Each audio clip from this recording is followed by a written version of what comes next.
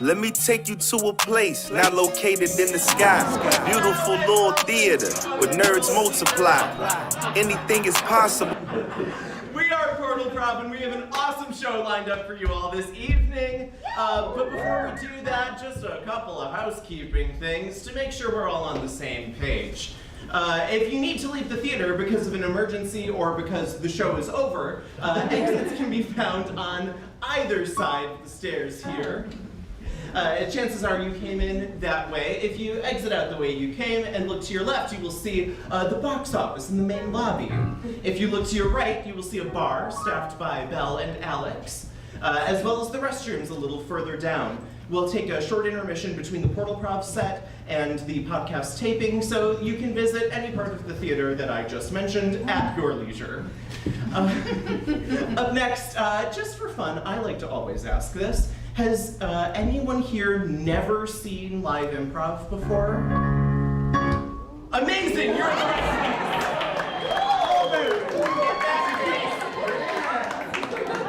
In that case, you know all about this, but I'm going to reiterate anyway. The show you're about to see is being made up completely on the spot, everything aside from the spiel I'm currently given. And as such, we may need some suggestions from you, the audience, to get us going. So if I were to ask, for example, for a position that a person might hold on a starship, you would yell out,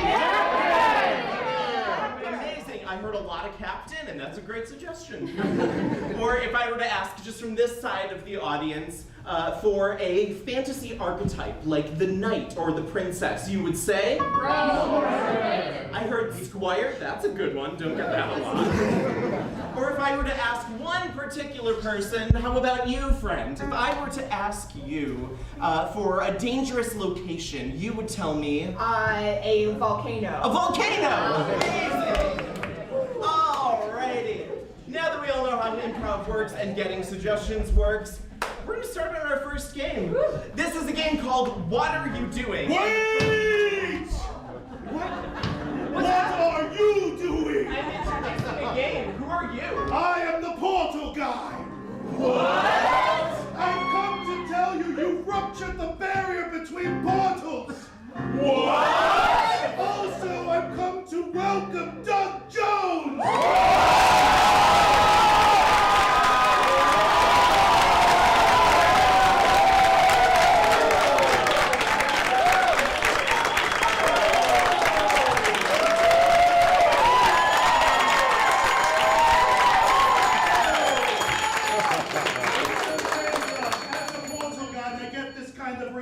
Everywhere I go.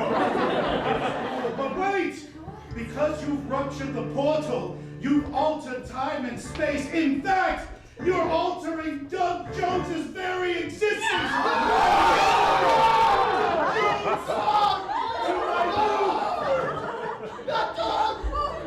Doug Jones is lost to us because of you. That's my bad. I feel sorry about that. In his place is my assistant, Jeb.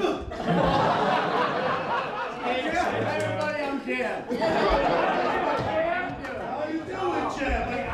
I'm going to learn how to be a portal guy. That's right, Jeb. Wow. That's much better than driving a truck. Now we have Jeb here, and not Doug Jones, because you seven have ruptured the portal by doing your show in my portal port. And now, your portal party will have to fix this, because we are now being sent to the portal that is Star Trek. What? I don't know anything about Star Trek. Well, you have exactly very little time to figure it out. I suggest you ask this audience questions, then you will be sent to that realm where you will have to interact with other Star Trek figures. The only way to get back to the portal that is Chicago and bring back Doug Jones and get rid of Jeb.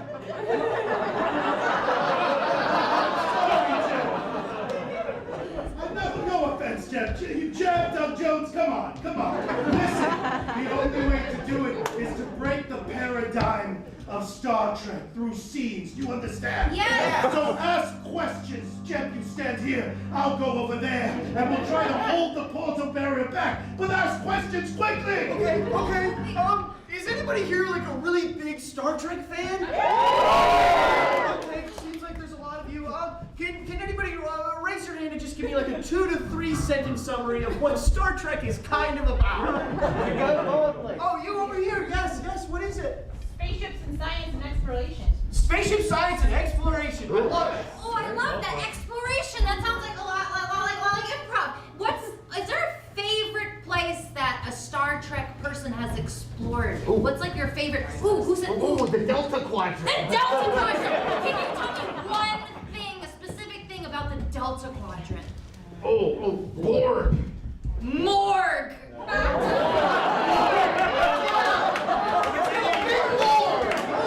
Biggest Borg in the Morgue. Sorry, I thought you said morgue, but whatever. Does anyone have a favorite Star Trek character? Right. Raise your hand, please. Right way in the back. Hi. What's your favorite Star Trek? Who is it? Data.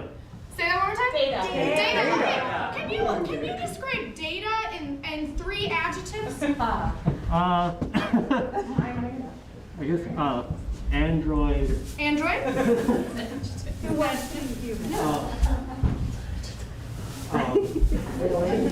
Can anyone help with this?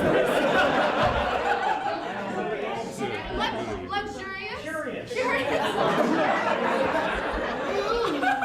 Curious and An android who wants to understand humanity more. they're very curious. Literal. Logical. Speaking of objects, what is an object from the whole Star Wars universe? Speaking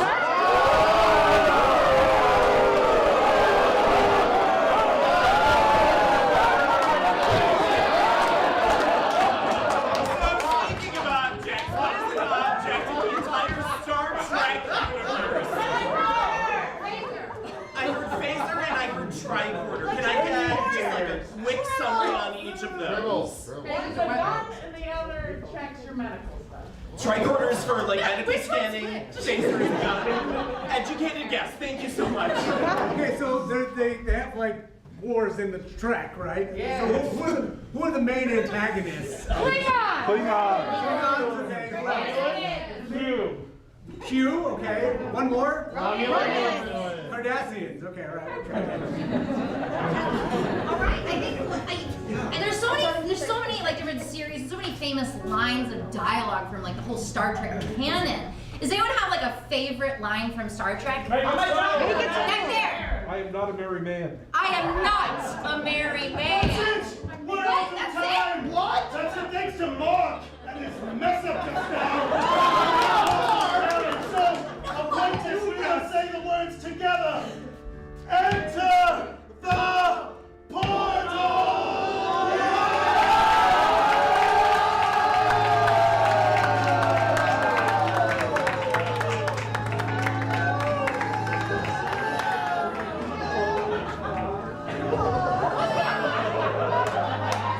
Star Trek. The Borg from the Delta Quadrant. Also Borg.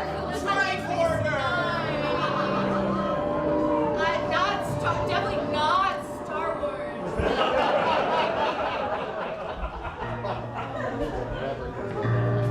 All right, welcome to the space's biggest morgue. My name is Dave, and I've been working here, I don't know, 23 years now. It's sad. It's really sad. Yeah. It's nice though. It's quiet, which I like. Not a lot of people visit, so thanks for coming. Of course, I'm really interested in how this works in space, like where the bodies go. Oh yeah. Basically, like my favorite thing to do is somebody's like, "Hey, can you take care of this body? Can you store it?" I go, "Yeah, I'll store it," and then I shoot it out into space. Coming in. Yeah, watch this. the airlock busted on Enterprise F. Okay. And I got these two little guys. Oh, they're small. Oh, that's. No, but they were adult. They're space race. Oh, that's like real their, big. that's like their thing, is that they're like, okay. Quite tiny. Anyway. Au revoir. I guess. Yeah, we'll never be able to find them, by the way. So I hope. Yeah, they're gone. They're not coming back. I'll tell you Or that. coming in. Better get back to loading dock. Quickly. I had a sibling who was on Enterprise F. Okay. Who has a fainting condition. Oh.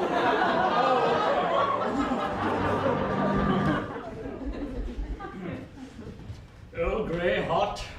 Yes. Oh. Hello. Hello, I didn't even hear the I don't do that anymore. I wanted to try something new. Now I just go every time I come in. Commander, it's great to have a visitor aboard the Enterprise, but you know we have a certain code of conduct. When I'm reading my gigantic iPad, it's important that people let me know they're approaching. I could be reading Don Giovanni in the original Italian because apparently we're into that in the future.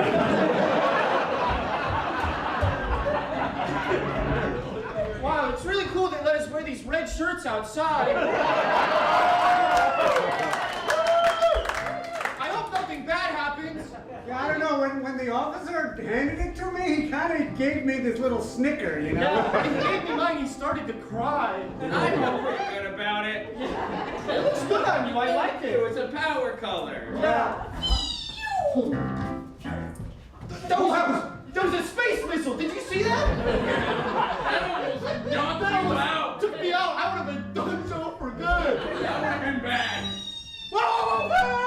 Freeze! From this moment forward, we will control your fate. Sometimes the things you say may put you in peril, so my apprentice and I will yell out new choice if we want you to say a new choice of line or a new physical movement. Continue!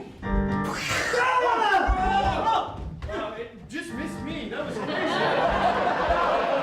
Okay.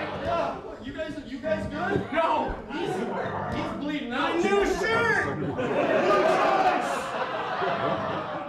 My new recorder! New choice!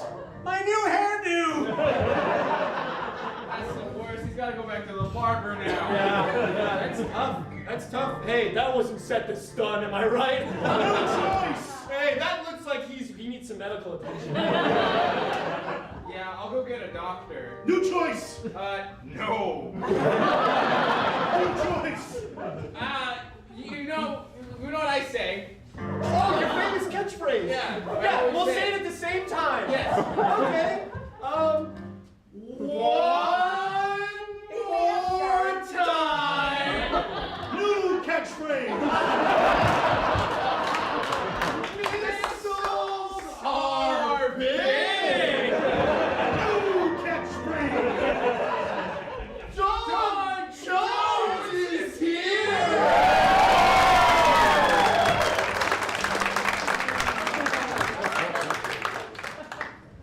Oh, hey, man. Hello. How you doing today? I am functioning within normal parameters. Oh, I see you brought your, Boyfriend. So like androids are like, romantic nowadays? Does that surprise you? Nothing surprises me, because I'm a space explorer. The way you are crumpled upon the ground, I feel you might be injured. Yeah, I'm totally cool. We've sort of booked this holodeck for a romantic date, just the two of us. Very romantic. Oh, really? I didn't know you had to like sign out. Did you talk to the administrator? There are like 3 holodecks on the ship. How do you think a ship of thousands functions by getting a holodeck? Of course, there's a list. I have your robot margaritas ready. We are getting wasted, baby. You better leave. Look, it's embarrassing, but I can't really leave. There's human reasons. Explain. Sometimes if you accidentally break your leg doing adventures in the holodeck, human things accidentally happen. I think I have your space nachos ready. Oh, great. They are getting cold. Now remember, do not take all the ones with the meat. You have to share the ones with the meat. Did you notice how he was really staring at you hard when he said that? Yes. Maybe last time someone ate all of the space meat. Who would ever do that? Wow, I don't know. I guess we're being passive aggressive I now. guess we're having our first fight. Hold on, babe. Remember, this guy clearly shit himself.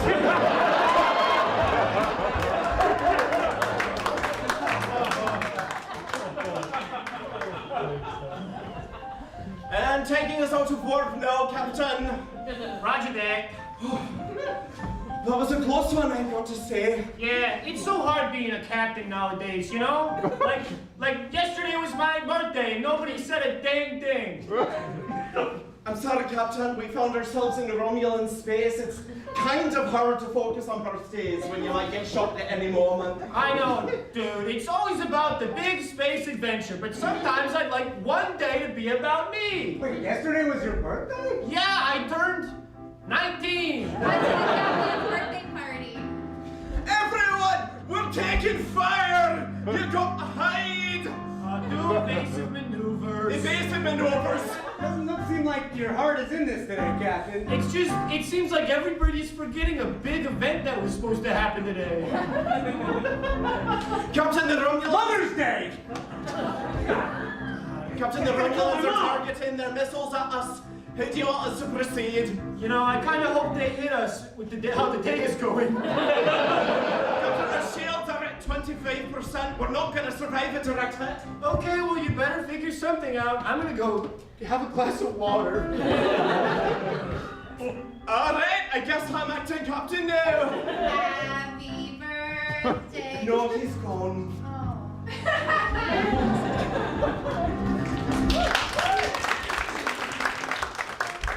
I am not a merry man. Oh, I thought you said you weren't a married man. No, I'm totally available. Oh, good. I had a couple weird relationships there for a second, but I'm good now. Okay. I'm playing the game. Can I get you a prune juice? Yeah. There's nothing that gets me hot and bothered like prunes. One prune juice, please. Prune juice, replicating. It's chill. Thank you. Just like me. It's a warrior's drink, you know. Oh, yes. I'm a warrior. It'll put ridges on your forehead.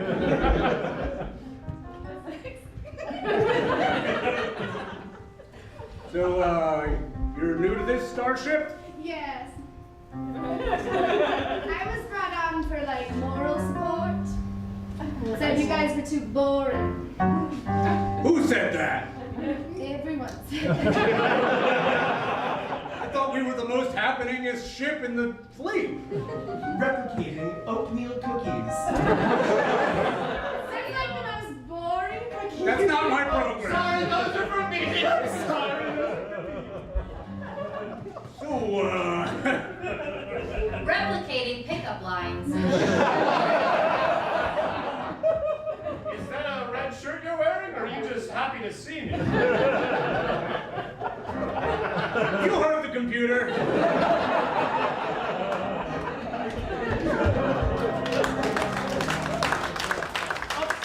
Sorry, we're just passing through.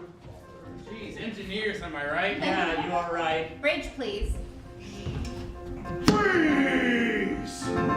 This next scene will take place on the lift where they are, the turbo lift. But their dialogue will now be in alphabetical order. That is to say that every line must start with the next letter of the alphabet from the previous character's line. Jeb, my apprentice, what letter should we start with? I get to make a decision. You do!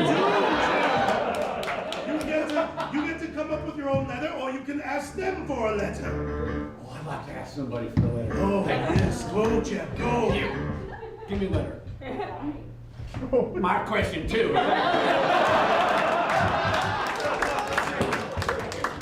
Why? Let the scene continue as we watch them go all the way back to why. You both lost out on that promotion, didn't you? You're right.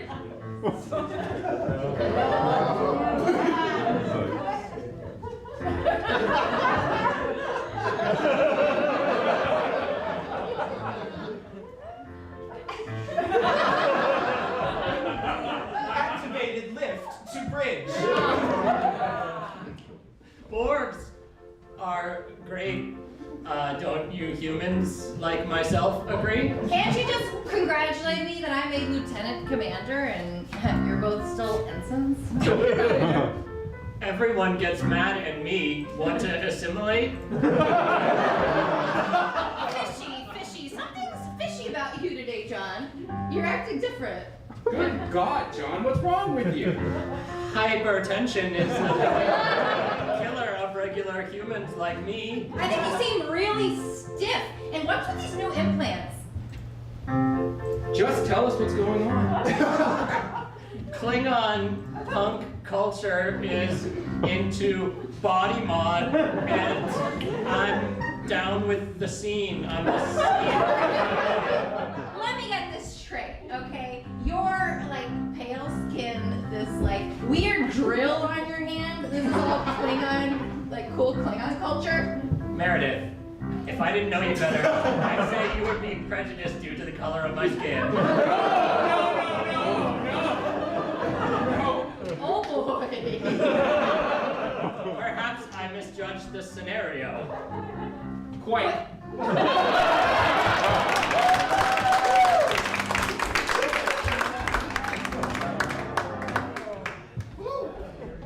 So I heard that they're letting Borgs into the Federation now.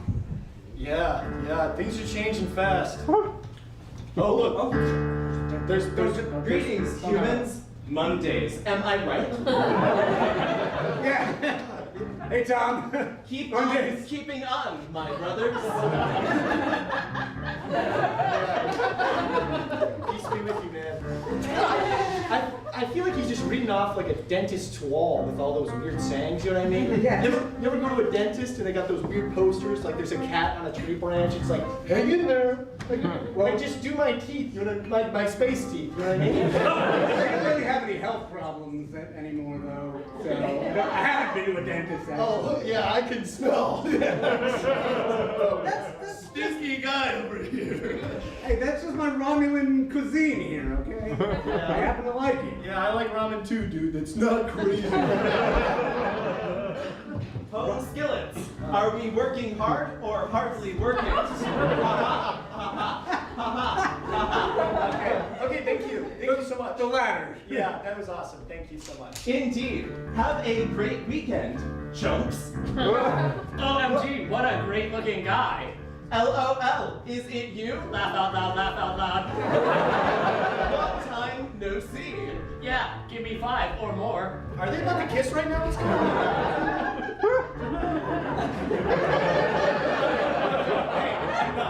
Down.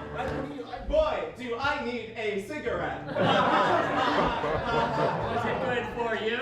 It was good for me. Call me sometime. Hey. Did we just watch them?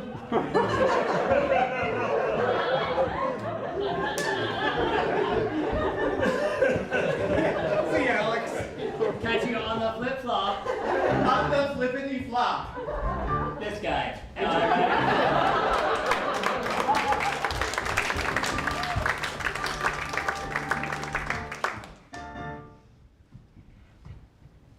So, a new dawn breaks over the new planet. And we will be free from this war. Yeah. You seem disappointed. It's just my whole identity's been wrapped up in this war, you know?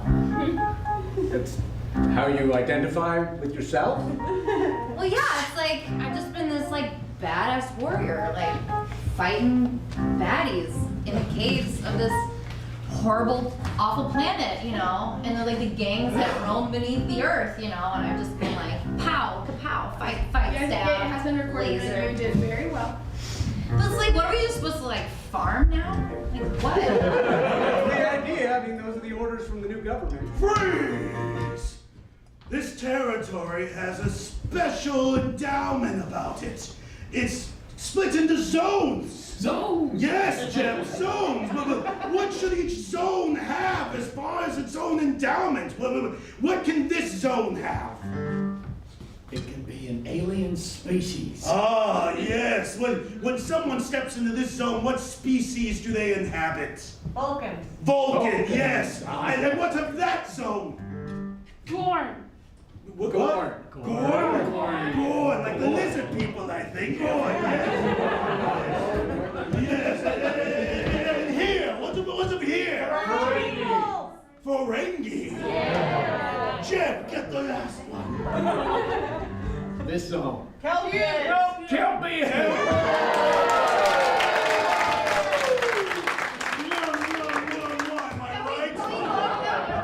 One more time. This one was Kelpie, they're the handsome ones.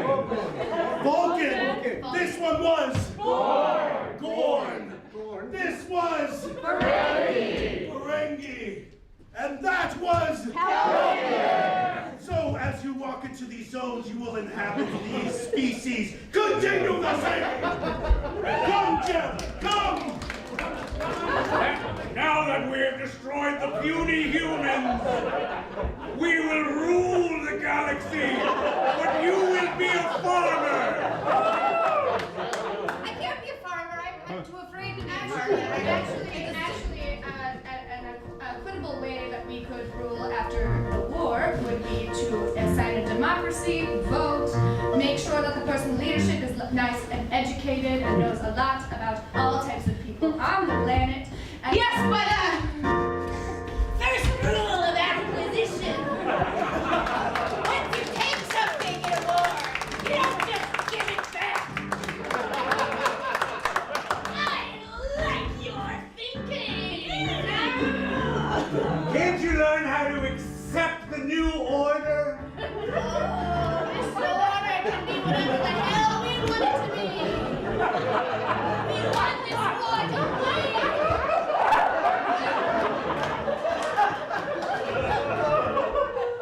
That is highly illogical.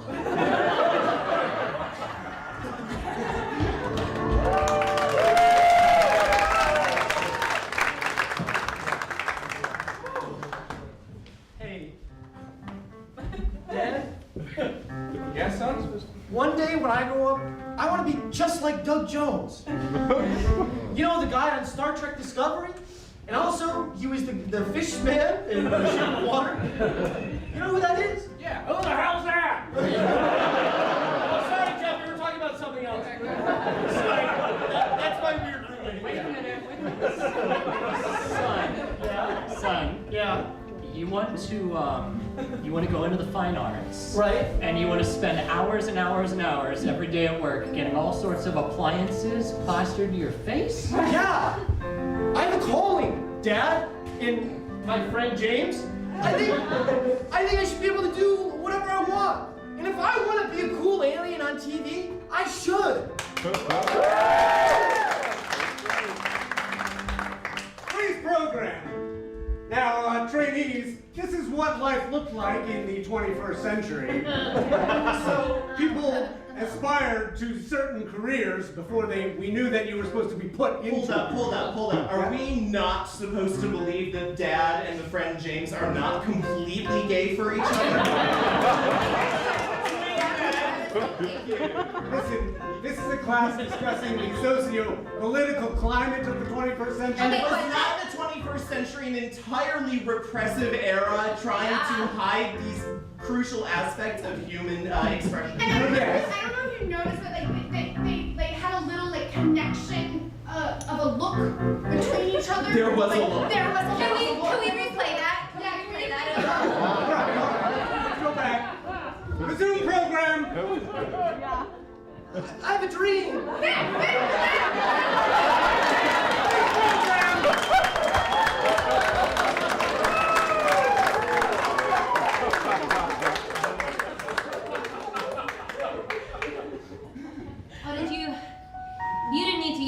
station too, did you?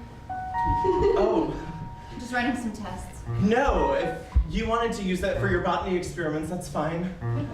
Yeah. Do you mind if I sit in? Free! Jim! They seem very inquisitive, these Starfleet officers, don't you think? Yeah. And the only way to gain knowledge is through questions, isn't it? Oh, sure. So what do you think we should make them do for the rest of this scene? I think they should talk in nothing but questions. Good idea, Jim! Good idea!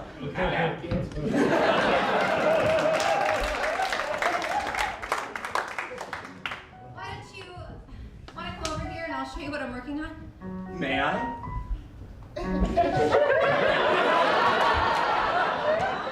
Why are you denied? Is that the latest data? No. But don't hold on. Don't you see an example of the? I want to talk about. Can't you see it's the latest data? It has the timestamp on it. And that's what you've been doing with the plants.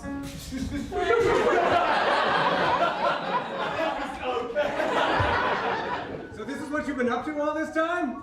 Well, I haven't been reading the Starfleet handbook. What the heck is going on in here? Why don't you tell me what's going on? Aren't you forgetting there was like a romantic vibe between us? Why do you always bring it back to romance? Why can't it be about this whole machine I've got right in front of me? You think I like just sitting in this captain's chair, so isolated, day after day? Why don't you just say what you really mean? Will you run away from me when I tell you my real feelings? Why don't you try me?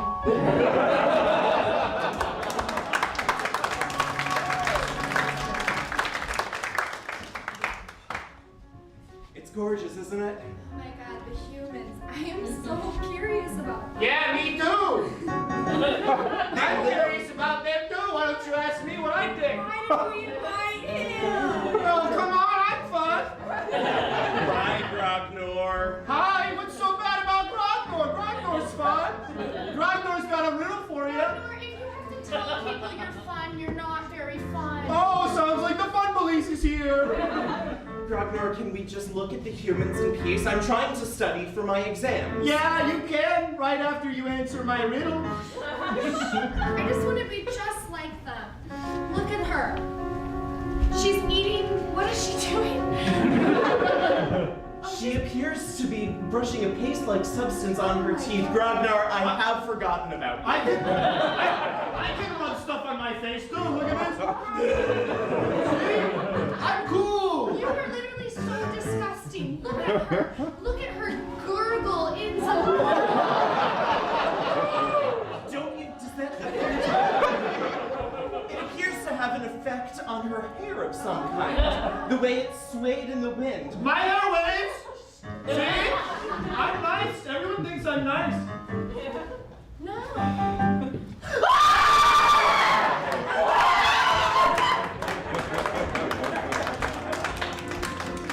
All right, tribunal time. Hey, what's up, lesser species? It's me, a cube. Gong,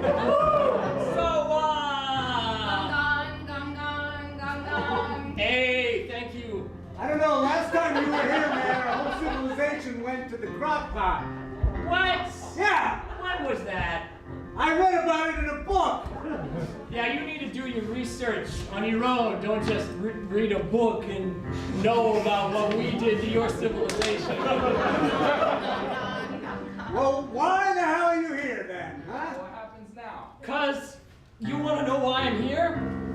You humans, excuse me, are so fun and funny to play with because I didn't get attention from my parents.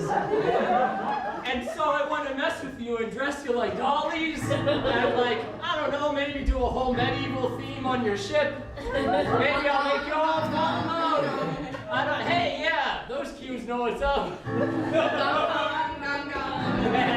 Yeah, this is so bad, I gotta say.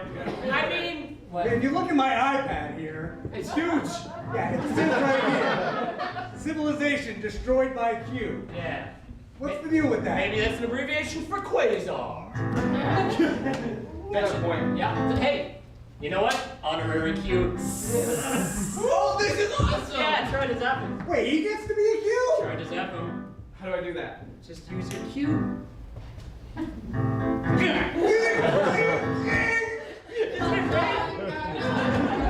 I try that? Yeah, join the Gong Squad. I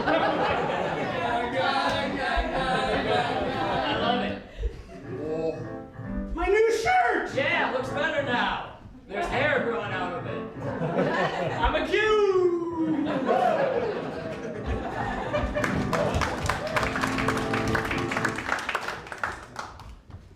Transporting you down to the planet now, sir. Okay, thank you so much.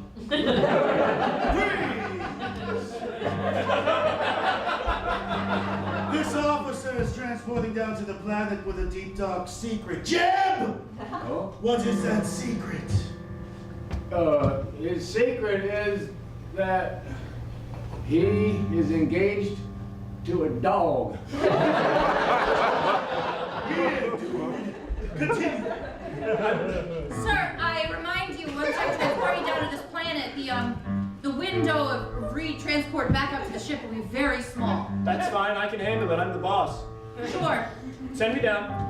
Are you sure you need this much dog food to go with you, sir? Yeah, I've got a thing I gotta get done. Sir, I'm sorry, there was an adorable Labrador Retriever just popping his head out of your bag. Yeah, she's for me. Just go ahead and send us down. Freeze! The transporter chief is suspicious. Jeb, when the transporter chief gets suspicious, she takes upon herself a nervous tick. What is that physical tick? Oh, that'll be your head going side to side. Probably. I don't know, sir. It's just like that little whistle you carry around your neck everywhere. Like, everyone wants to know what that is. It's okay, baby. I'll take care of this. Listen, you're asking me a lot of questions, okay? I've got an appointment down there, so just go ahead, send us down, and watch like space TV or something until we get back. Jeb, the universal translator has now been updated to no dog. What do you think this dog is saying? It's saying, do we have to listen to that bitch?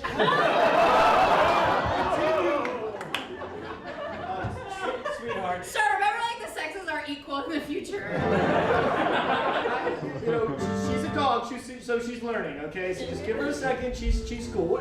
It's just something. Go ahead. I just think you're too close with that dog, sir, and it's weirding out the rest of the crew. Okay, I don't ask you what you do in your private time, so I think it's okay that I have my own personal relationship with this dog. I think I should be able to do whatever I want with this dog.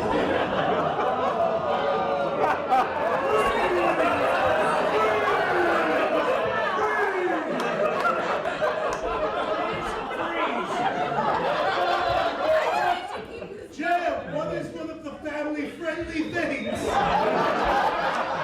captain likes to do with his dog?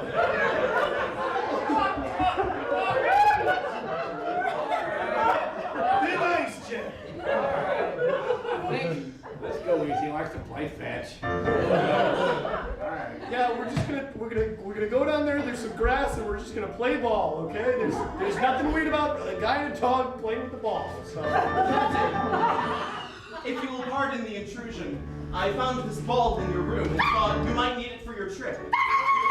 There is a ring inside of it. Don't say that out loud! That's not for you to say! Give me that. Seriously, go to your quarters. Sir! Nerd. Sir, if I may say, your first duty is to your ship, okay? Okay. Sir, it sounds like your Labrador is giving me some hella attitude. I don't know. Maybe you deserve it. I guess. I don't know. Oh, your dog's gonna fight your battles for you, I guess. She's very capable in a lot of ways. Jeb, again, family-friendly. What is one of those ways that this dog battles. By peeing our leg. Yeah, like we're gonna go down there. We're gonna drink a bunch of water. Just see what happens. Sir, these ammonia storms are really getting off the charts. Are you sure that's the planet you want to go to? We're sure. Unfortunately, we're very sure at this point that's what we want to do. It sounds like it's what you want to do, sir. I don't really know how a dog can decide for itself. Well, go ahead. Tell her how you really feel about me. Well,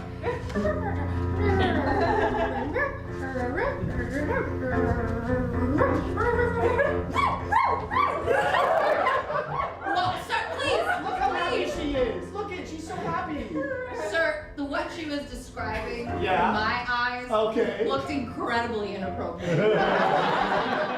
No, we're just playing ball. That did it! That did it! That last scene ruptured the portal well! We're not there yet. Yeah, what about Jeb? Jeb is gonna go away now. Goodbye, Jeb, but Doug Jones will return. Like your own portal guiding us? You do, Jeb. You get my staff.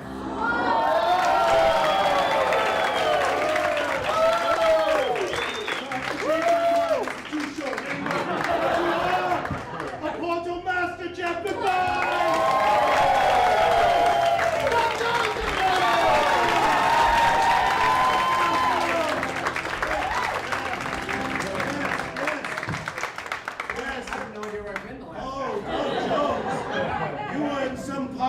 But you're back, Doug Jones, and we need you to get us the rest of the way home.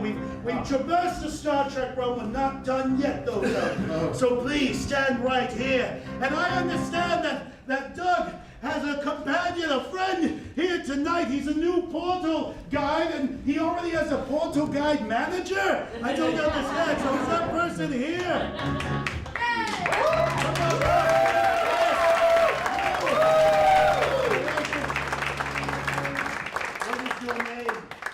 Derek, sir. Derek, hello, Derek. No, Derek, sir. Derek, sir. Hello, Derek, sir.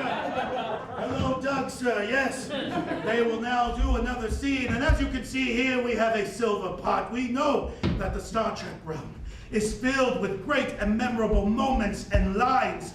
We have made those lines tangible. You can pick it up, that's okay. We made those lines tangible. And we put them in this bowl. These two will now do a scene, and throughout the scene, Doug will pick lines, and he will say them, and they must make sense. The context of the scene, Doug, it's very important. So, in the scene we're about to see, what has just happened? They're in the Star Trek universe still. What's just happened? A wormhole opened. A wormhole opened! It may be disaster, it may be good. I don't know. We're about to find out from the two of you. And perhaps others. We don't know. Let's see!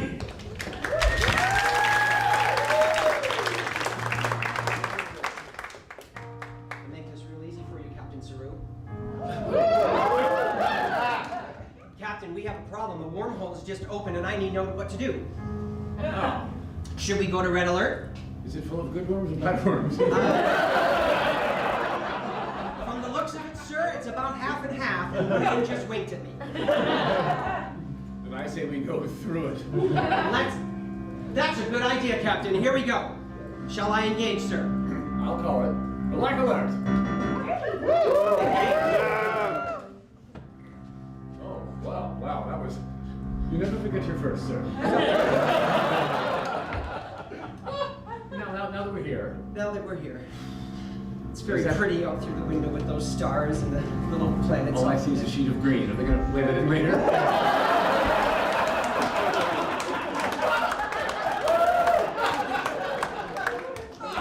Special effects. Whenever I get to a new place, I always like to say, that is most illogical. Exactly. What the fuck is a green screen? But that's okay, sir. It is illogical because now that we're here and that they have projected the scene, I now see that we are being engaged by a Klingon warship. What should I do now, Captain Saru? Well, I will tell you.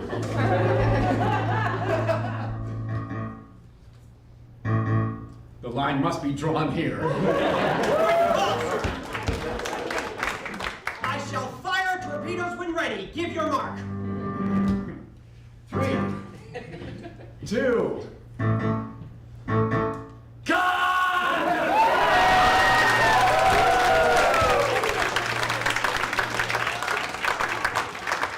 In this version of Star Trek, that's 3, 2, 1, go. Boom! Excellent, sir. They've taken a direct hit. Yes. Guess what? Khan was on the ship and he's out. Well, now that that's out of the way, I think we should do a drink, Captain Saru. A drink? To celebrate. To celebrate. Of course we should. Yes. And when we toast, we shall say, tea, Earl Grey.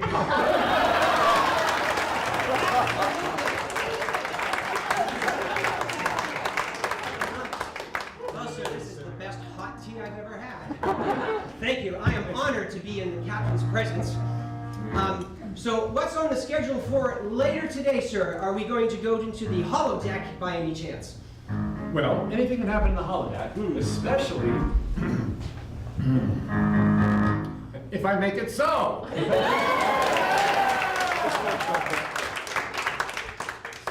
So, I say we go into the holodeck and we turn it into a Caribbean beach scene. What was that? A Caribbean beach scene. Oh, excellent. Here, let's go lay on the beach. Come over here, Captain Saru. We want to get some sunlight.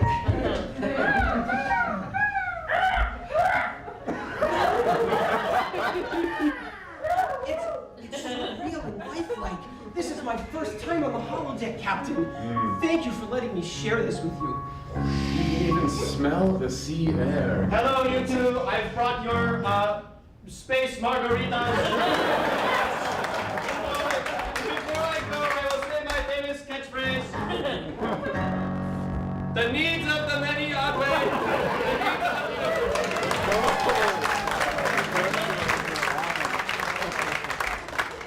You know, Captain, I know I'm new to the ship, but you guys have a very weird way of communicating with people. I wonder why. Shall we find out? Shit, I don't have my glasses.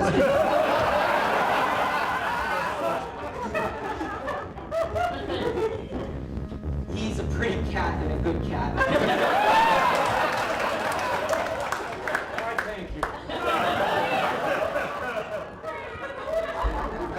That grudge in our Harrison's book, you know. Oh, I'm sorry. I didn't know anyone was using the holodeck. I'll come back. That's okay, join us. A what? Come on, join us. I was just gonna do like my fantasy for the week. This is a bowl full of popcorn. Would you like some? Yeah, sure. It's only made of photons, though, right? Where'd you get that red shirt? This guy gave it to me. He said I could go on the adventure of a lifetime and I would meet strange and wonderful people. Does it come with it? Yeah, kind of. I mean, I got kind of sinned when they blew me up last week. I see he's a bit nervous, so I think now is the time that I should comfort you with words my mother always said to me. The first rule of acquisition. Once you have their money, you never give it back.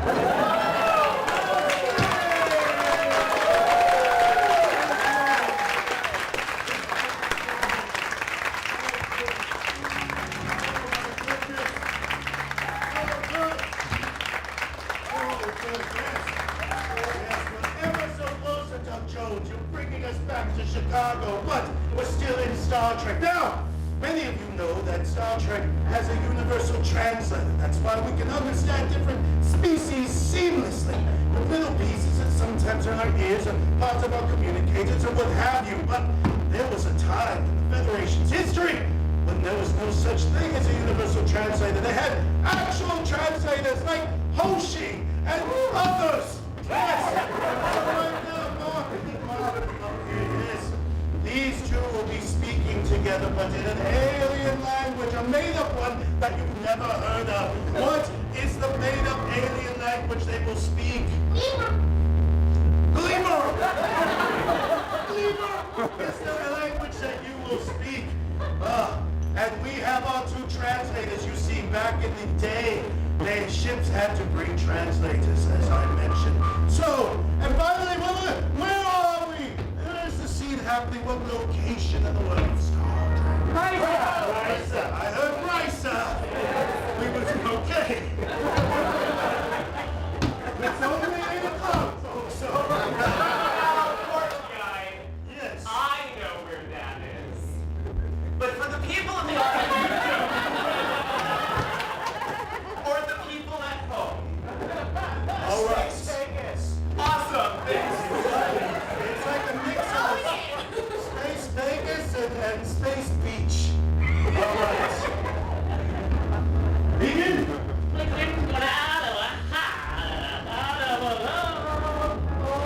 Oh baby, step right up. I've got a show for you.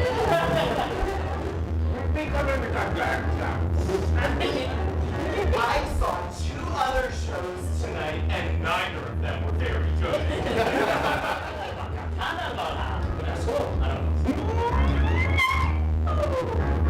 Ah, have you ever seen a pair of heads go whoop, whoop, ow?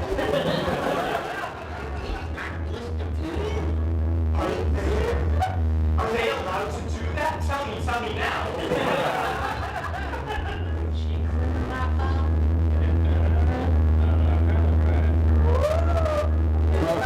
You did not hear it from me. All the words in my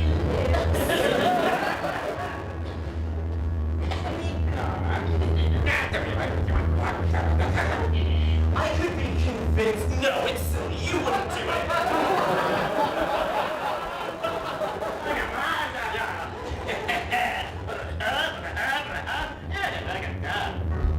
Ah, come on. There's a head, there's a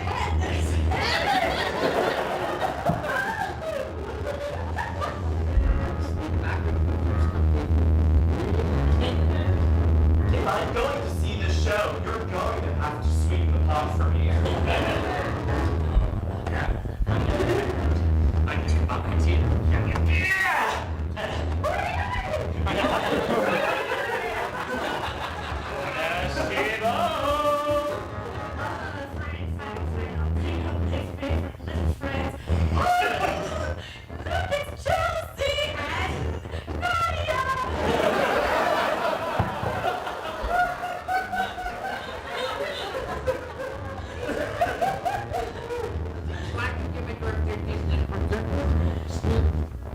They're very small and round and covered with fur.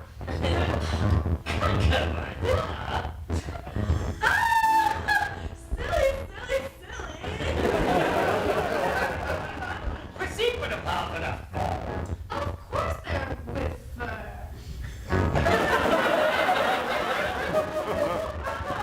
Have a couple of ideas, Space Martini?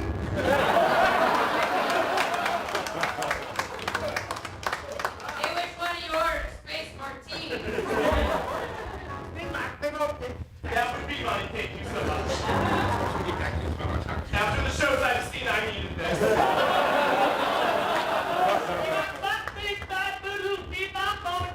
Stop! Hold! Cease!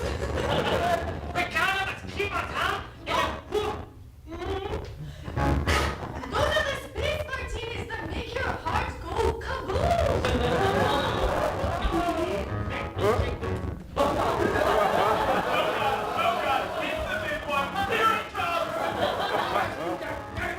I love you, Mom!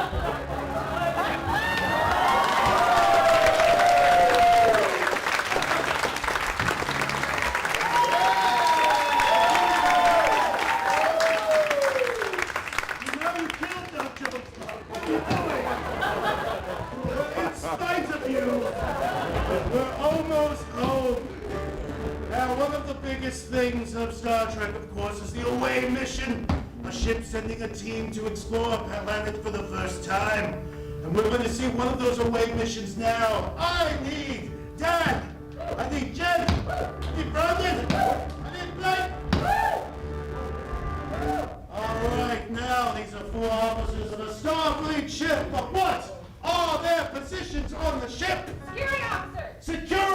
officer for Dan. Science officer. What? Medical. Medical officer for Jen. Ensign. Janitor. Ensign for Ensign janitor. Deserved. And for Blake, what? Counselor? Counselor for Blake. So we have a Security officer. Medical officer. Ensign janitor. Yes, so they will be going from away mission to away mission because there might be a problem with the transporter. Who knows? Oh my! Let's send them on their first mission, and when they get there, who knows what kind of aliens they'll find on the surface? We're ready, transporter chief, whenever you are to send us to our planet. Oh, all right, team, we're having a bit of an issue with the transporter. It's trying to send you to a planet that's, it's not an ice type of planet, it's not a volcano type of planet, it's a desert planet. Hold on for transport. Okay.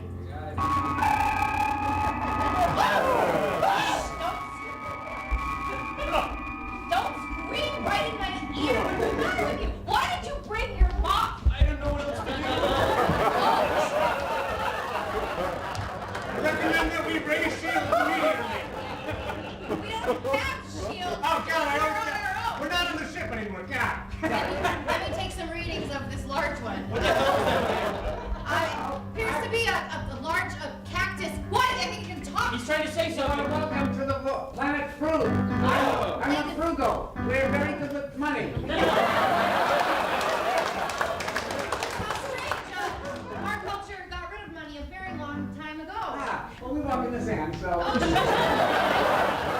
I recommend that we charge phasers immediately. why do you want to attack these nice cactus It people? just seems logical. I don't have a lot to mop here, so I'm not sure. I don't know the person you should No. block. Why don't you go out and make contact? This could be big for you. Okay, yeah. Why don't you leave them up with me? I'm okay? gonna take them out. Take them out.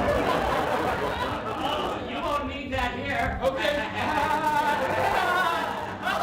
I think they like me. Captain, we're ready to transport again. I think we worked out the codes, but there's a slight chance that you might end up on a planet composed of Everest. It's just with Mount Everest. Okay, just let me get back on and then I'm ready. Visitor. Can't find Why it now. ceremonial hug. I don't want to.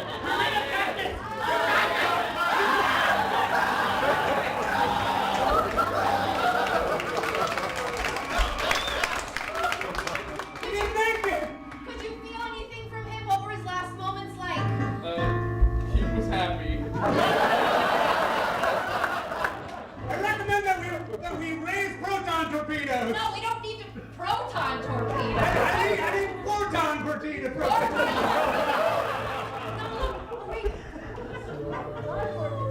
This doesn't seem so bad. It seems like an ice planet full of sort of ice. It makes me feel good. I'm the janitor. That one looks vaguely familiar. I don't know. Well, this is very interesting. We're getting sort of higher levels of brain function than is even in our own people. The air is thinner here, that's why. The air is thin here.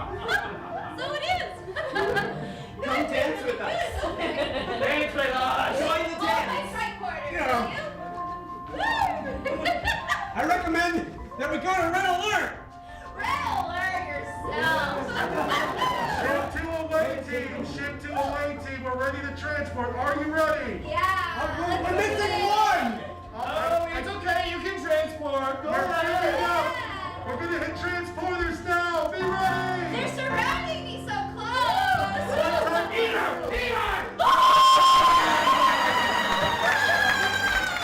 Away team, this new whale we're sending to you. It's composed. It's so strange. It's Jello. what? Jello. Jello. All right, it's just you and me now. That's not great. I'm not gonna lie. She was like the get hurt person, you know. I recommend that we declare war. Just on. You know, this planet is called Sense. I'm sensual. And these are my friends.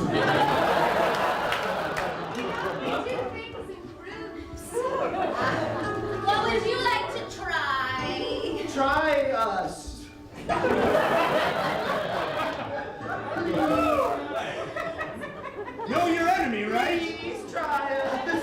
We come in all flavors like Jello. Hey, team, we're getting some weird readings. What's going on down there? Yeah, there's a large amount of beneficial feelings and grooviness going on.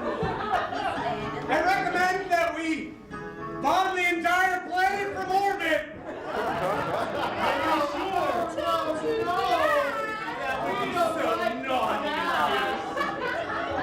Is it possible that you're repressing something? This particular planet. I think you want to join us. Yes! Come down from Come there. down here. Transporting now! Become absorbed. Yes. This isn't so bad, actually. Join us. Doug Jones is down here. Away team, come in! Away team! Hey! They're nowhere to be found. We'll get back to you. He likes it. We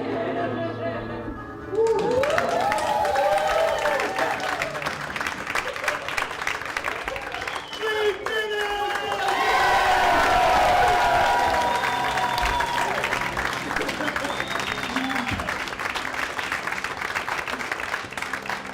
By killing the last of the away team and/or sending them to a Jello orgy, we've broken the barrier of Star Trek, and we're back through the Chicago portal. Hip hip!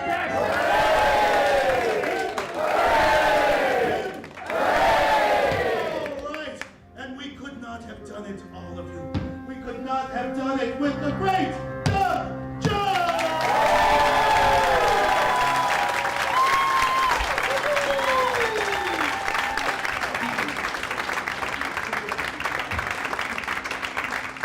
And of course, we couldn't have done it without OMD Cosmos!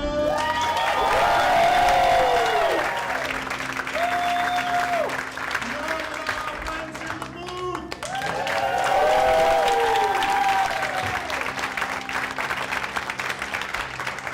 All about the glorious Portal Party!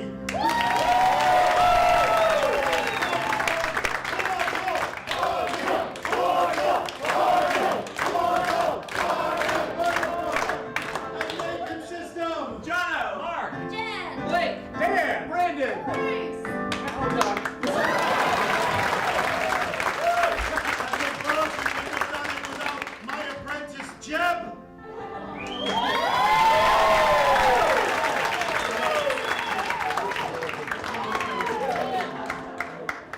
And I've been your Portal Guide. My name is Carlos, everyone!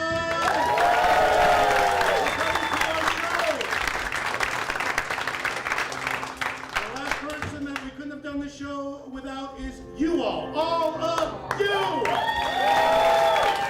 Thanks for coming out and giving us your great suggestions and showing us your love. All right, we are so happy to do this show every Sunday night, and we have a wheel here to tell us exactly what show we're going to be doing next week, and our special guest of honor will spin the wheel. And of course, referring to Jeb. Engage!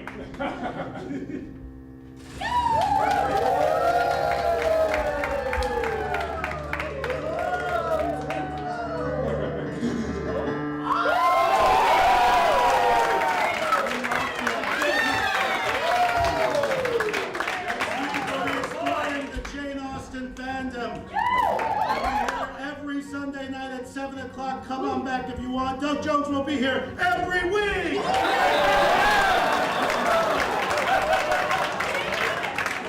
Bring the Discovery crew with them. Yeah!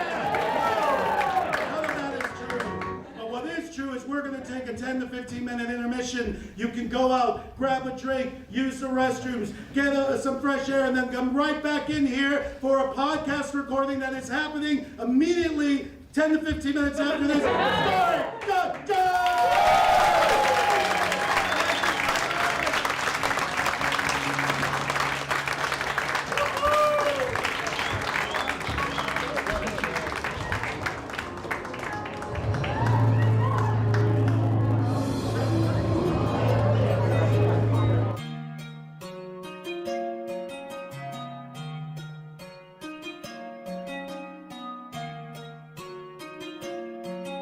Let me take you to a place not located in the sky. Beautiful little theater where nerds multiply. Anything is possible, grow wings and fly. And slay dragons with the magic of the third eye. Whether you come from the past or arrive from the future, as a medieval knight or galactic star trooper, it's all possible when you in that other world where you could be yourself, whether boy or a girl. So many different events to attend, my friend. And if you got a funny bone, there's improv for the win. You can catch me in the alchemist lab, sipping sonic screwdrivers, adding clout to my tab. Since 2012, this Otherworld been in rotation. When it comes to the arts, man, it's like a vocation. Right in Chicago, the perfect location.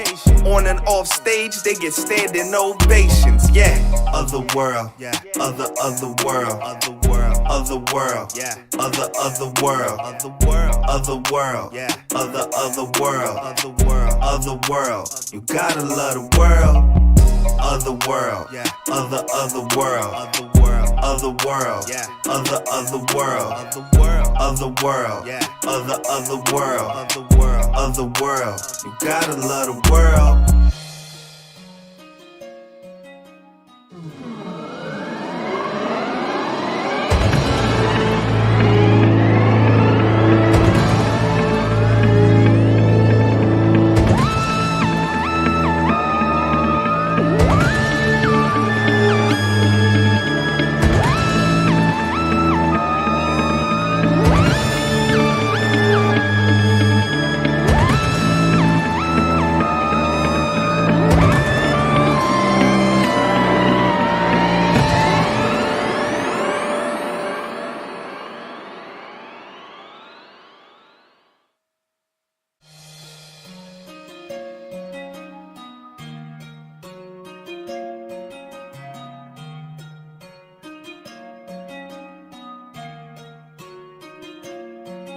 Let me take you to a place not located in the sky. Beautiful little theater where nerds multiply. Anything is possible, grow wings and fly.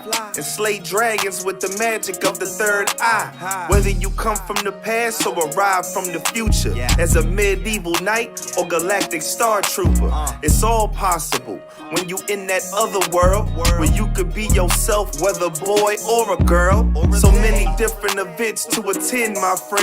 And if you got a funny bone, there's improv for the win.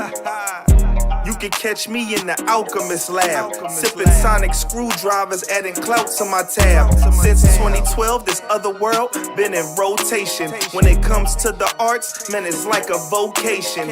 Right in Chicago, the perfect location. On and off stage, they get standing ovations. Yeah, Otherworld, otherworld, otherworld, otherworld,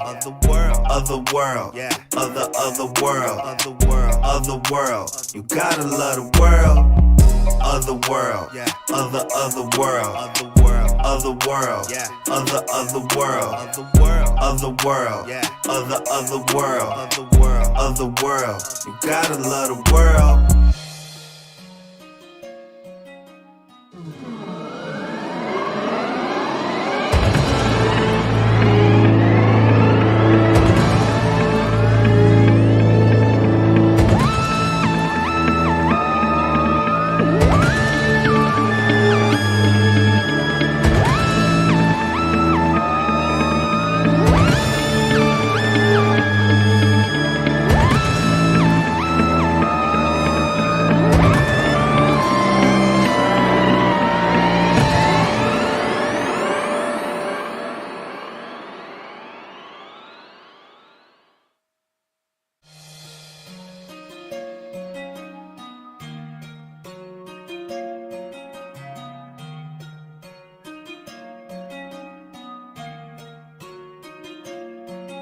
Let me take you to a place not located in the sky.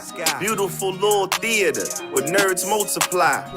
Anything is possible, grow wings and fly, and slay dragons with the magic of the third eye. Whether you come from the past or arrive from the future, as a medieval knight or galactic star trooper, it's all possible when you in that other world where you could be yourself, whether boy or a girl. So many different events to attend, my friend, and if you got a funny bone, there's improv for the win.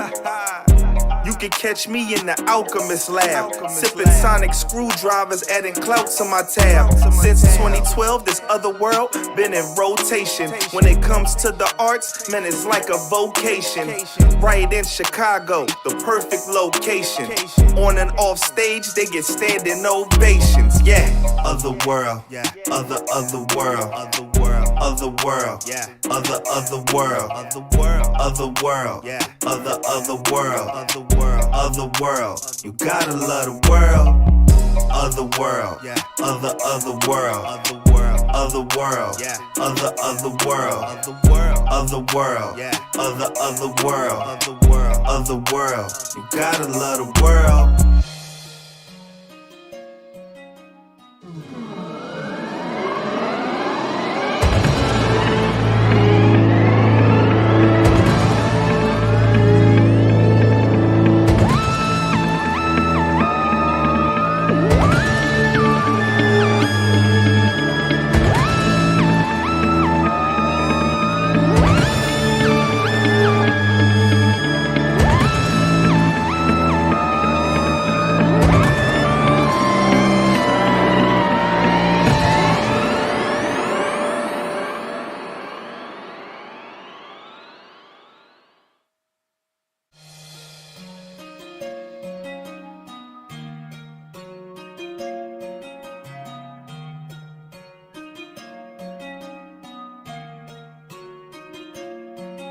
Let me take you to a place now located in the sky.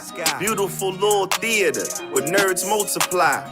Anything is possible, grow wings and fly, and slay dragons with the magic of the third eye. Whether you come from the past or arrive from the future, as a medieval knight or galactic star trooper, it's all possible when you in that other world where you could be yourself, whether boy or a girl. So many different events to attend, my friend. And if you got a funny bone, there's improv for the win. You can catch me in the alchemist lab, sipping sonic screwdrivers, adding clout to my tab. Since 2012, this other world been in rotation. When it comes to the arts, man, it's like a vocation. Right in Chicago, the perfect location.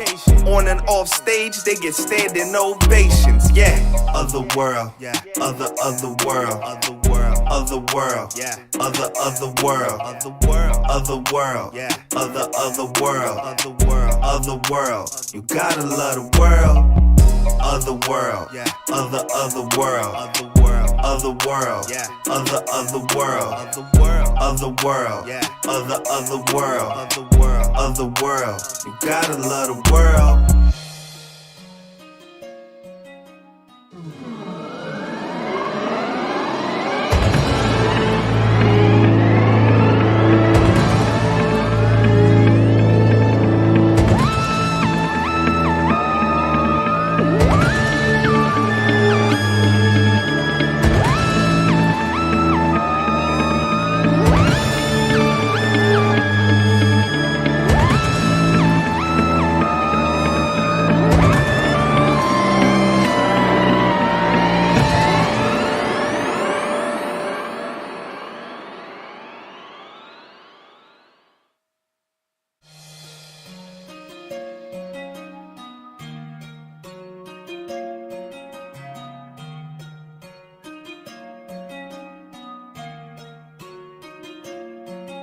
Let me take you to a place now located in the sky. Beautiful little theater where nerds multiply.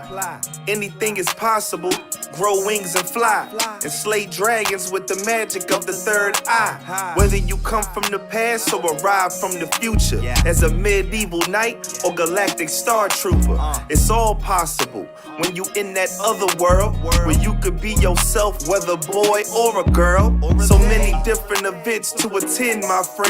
And if you got a funny bone, there's improv for the win. You can catch me in the alchemist lab, sipping sonic screwdrivers, adding clout to my tab. Since 2012, this Otherworld been in rotation. When it comes to the arts, man, it's like a vocation. Right in Chicago, the perfect location. On and off stage, they get standing ovations. Yeah, Otherworld, other world, other world, other world, other world, other world. You gotta love the world. Other world, other world, other world, other world, other world, other world, other world. You gotta love the world.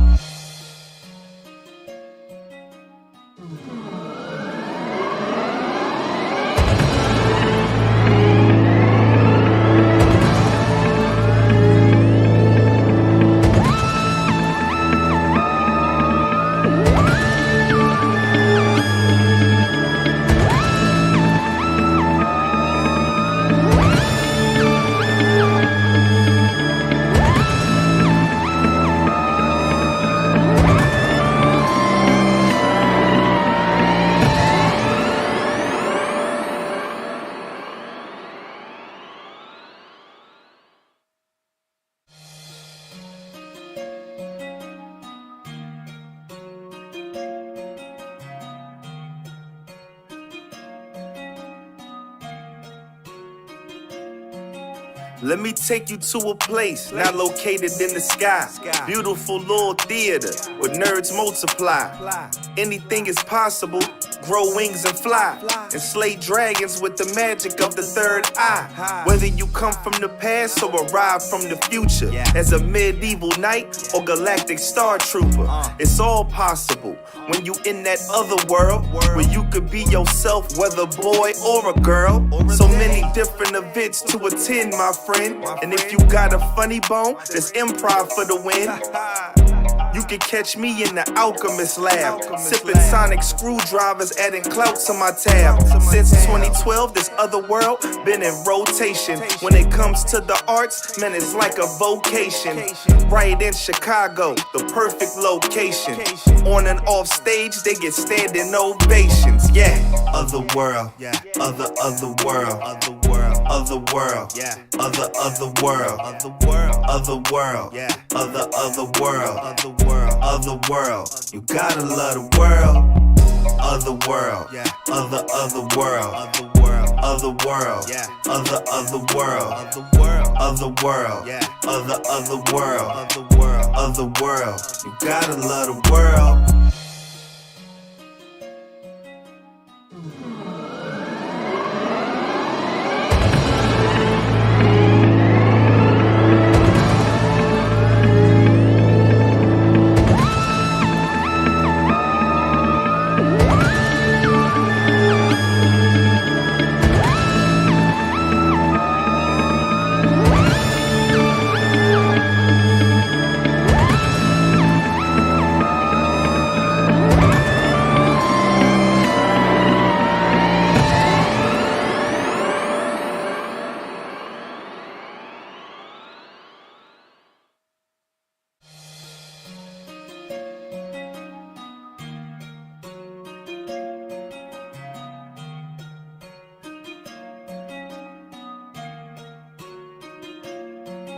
Let me take you to a place not located in the sky. Beautiful little theater where nerds multiply. Anything is possible, grow wings and fly. And slay dragons with the magic of the third eye. Whether you come from the past or arrive from the future, as a medieval knight or galactic star trooper, it's all possible when you in that other world where you could be yourself, whether boy or a girl. So many different events to attend, my friend. And if you got a funny bone, there's improv for the win. You can catch me in the alchemist lab, sipping sonic screwdrivers, adding clout to my tab. Since 2012, this Otherworld been in rotation. When it comes to the arts, man, it's like a vocation. Right in Chicago, the perfect location. On and off stage, they get standing ovations. Yeah, Otherworld, other world, other world, other world, yeah, other world, other world, other world, yeah, other world, other world. You gotta love the world, other world, yeah, other world, other world, yeah, other world, other world, yeah, other world, other world. You gotta love the world.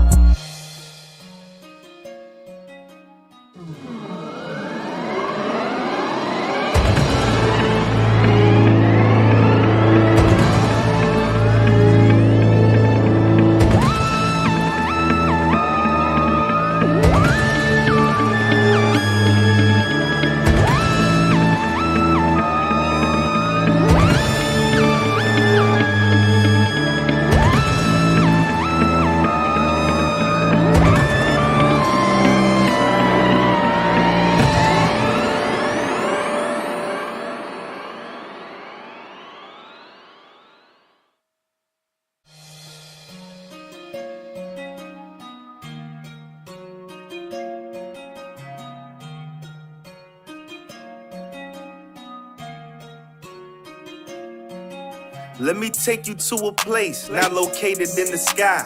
Beautiful little theater where nerds multiply. Anything is possible, grow wings and fly. And slay dragons with the magic of the third eye. Whether you come from the past or arrive from the future, as a medieval knight or galactic star trooper, it's all possible when you in that other world where you could be yourself, whether boy or a girl. So many different events to attend, my friend. And if you got a funny bone, there's improv for the win. You can catch me in the alchemist lab, sipping sonic screwdrivers, adding clout to my tab. Since 2012, this other world been in rotation. When it comes to the arts, man, it's like a vocation. Right in Chicago, the perfect location. On and off stage, they get standing ovations. Yeah, other world, other world, other world, other world, other world, other world, other world, other world, other world. You gotta love the world, other world, other world, other world, other world, other world, other world, other world, other world. You gotta love the world.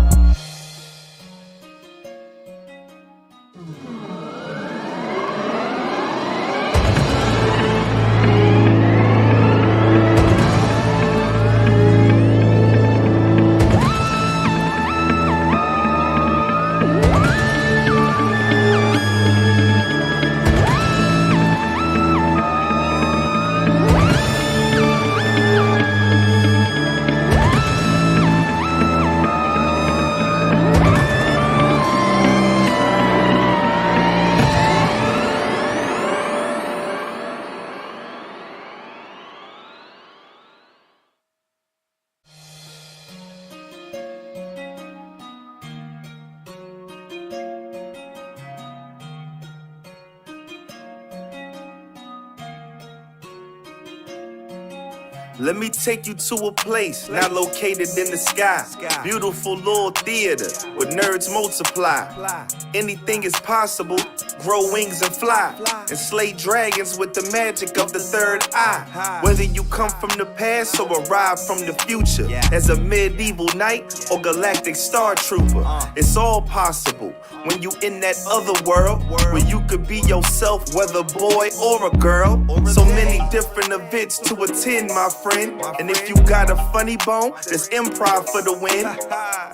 You can catch me in the alchemist lab, sipping sonic screwdrivers, adding clout to my tab. Since 2012, this other world been in rotation. When it comes to the arts, man, it's like a vocation. Right in Chicago, the perfect location.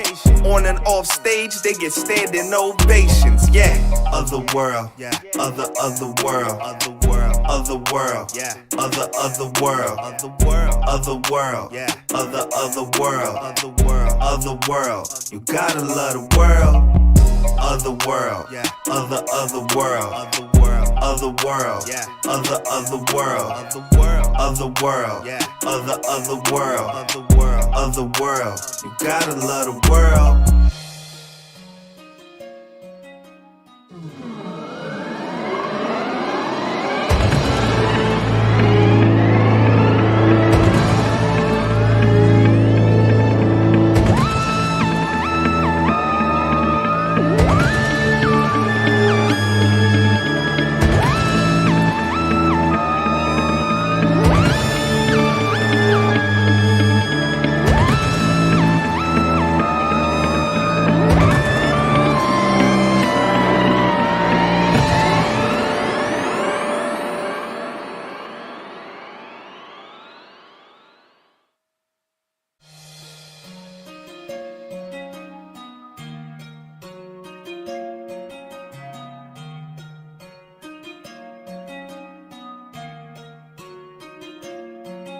Let me take you to a place not located in the sky.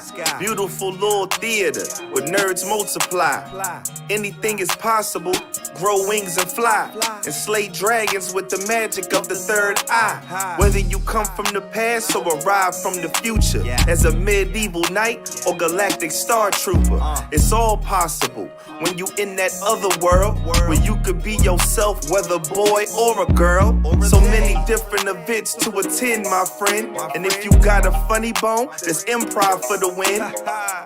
You can catch me in the alchemist lab, sipping sonic screwdrivers, adding clout to my tab. Since 2012, this Otherworld been in rotation. When it comes to the arts, man, it's like a vocation. Right in Chicago, the perfect location. On and off stage, they get standing ovations. Yeah, Otherworld, otherworld, otherworld, otherworld, otherworld, otherworld, otherworld. You gotta love the world. Otherworld, otherworld, otherworld, otherworld, otherworld, otherworld. You gotta love the world.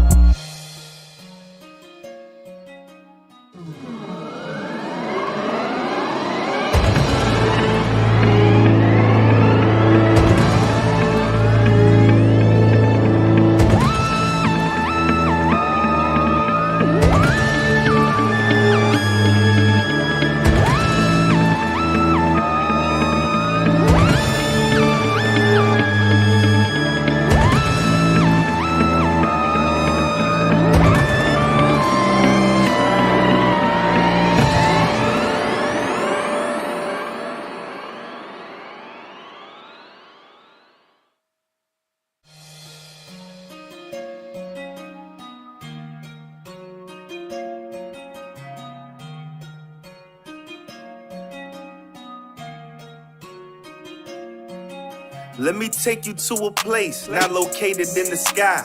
Beautiful little theater where nerds multiply. Anything is possible, grow wings and fly.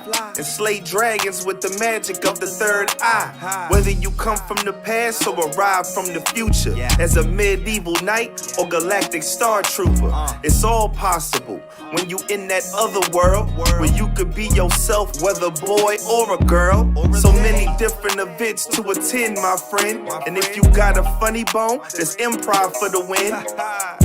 You can catch me in the alchemist lab, sipping sonic screwdrivers, adding clout to my tab. Since 2012, this Otherworld been in rotation. When it comes to the arts, man, it's like a vocation. Right in Chicago, the perfect location.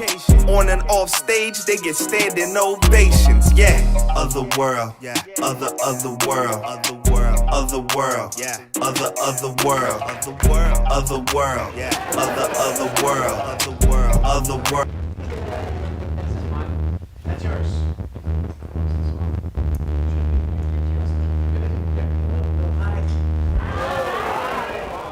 Hi, everybody.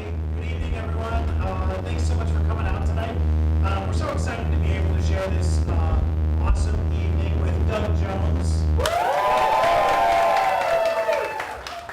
absolute cornerstone of the entertainment industry. So we feel really, really privileged to be able to have this conversation.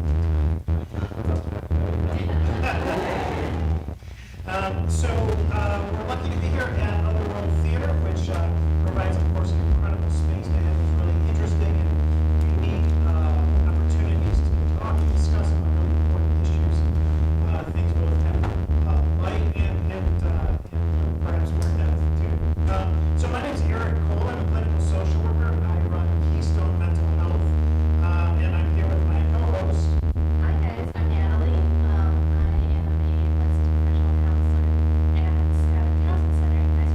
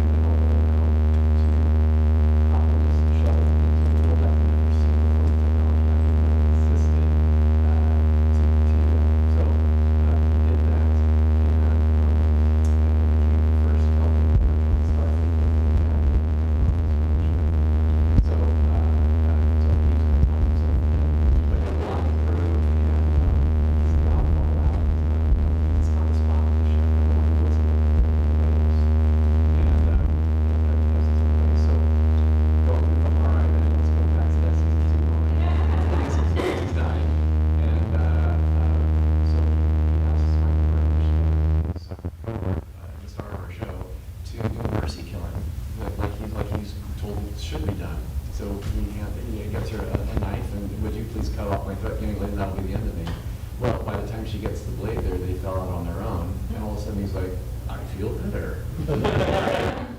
This is a part of life he didn't know was coming. Wait, so all that fear that was innate in him is now gone.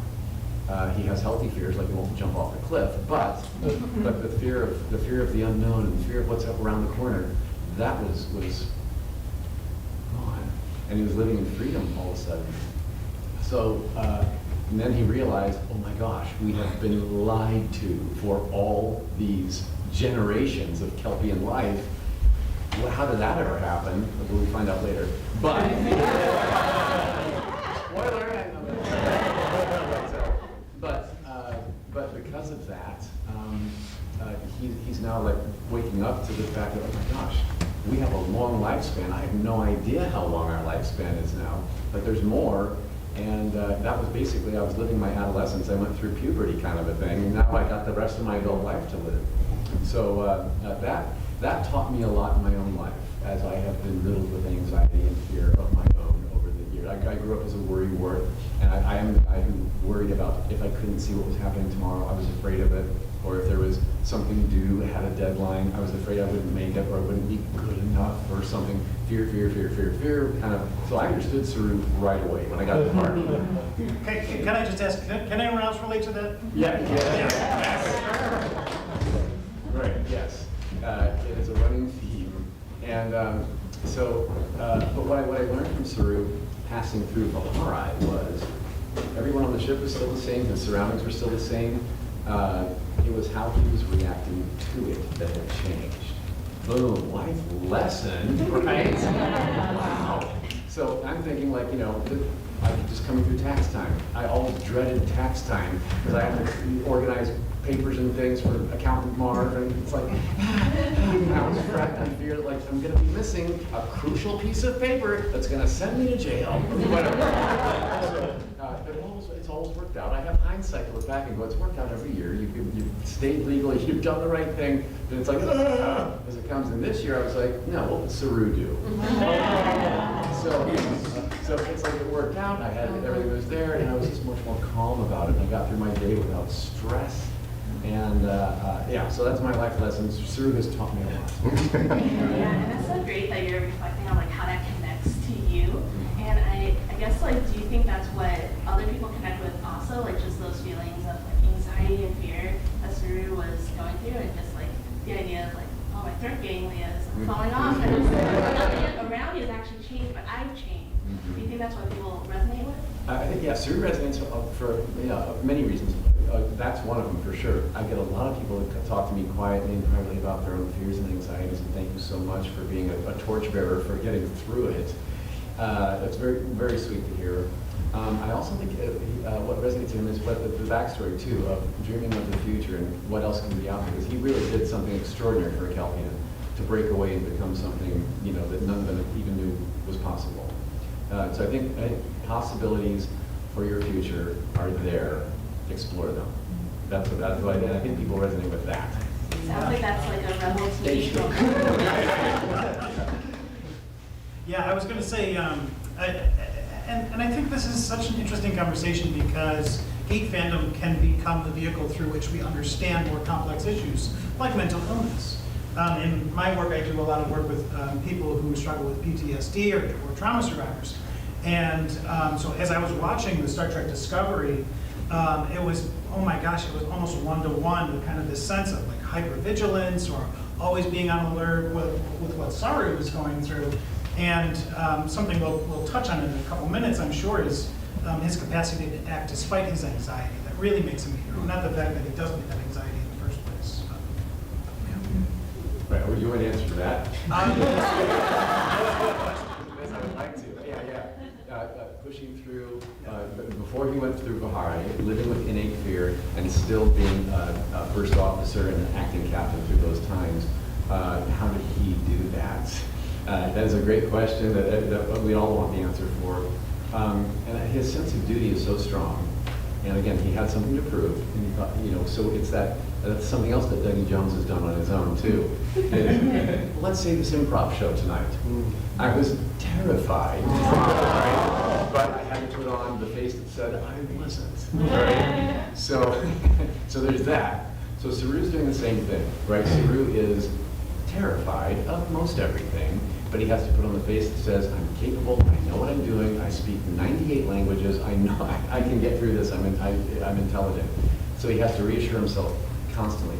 There's a scene early in season 1 where he had to act, the captain was off the ship, he had to take over the bridge, and he was asking the computer to run a diagnostic of other captains that were decorated within Starfleet. What were the attributes that made them so, and how does he relate to that? And how does he compare that? He wanted the computer to analyze it because he was so unsure that he was doing a good job.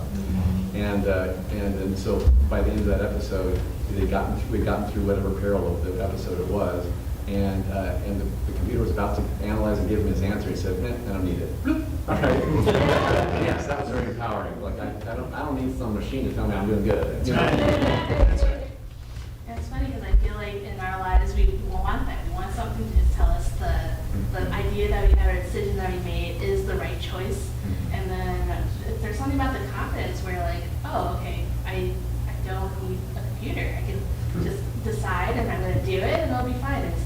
It's almost like a fake it till you make it idea. Do you think that's what Saru does with how he does things on the ship? That's what Doug Jones has done for 30 years. When I've taken on roles that I'm sure I can't play, for instance, like when Guillermo del Toro says, I want you to play a faun in a movie called Pan's Labyrinth that speaks nothing but Spanish. So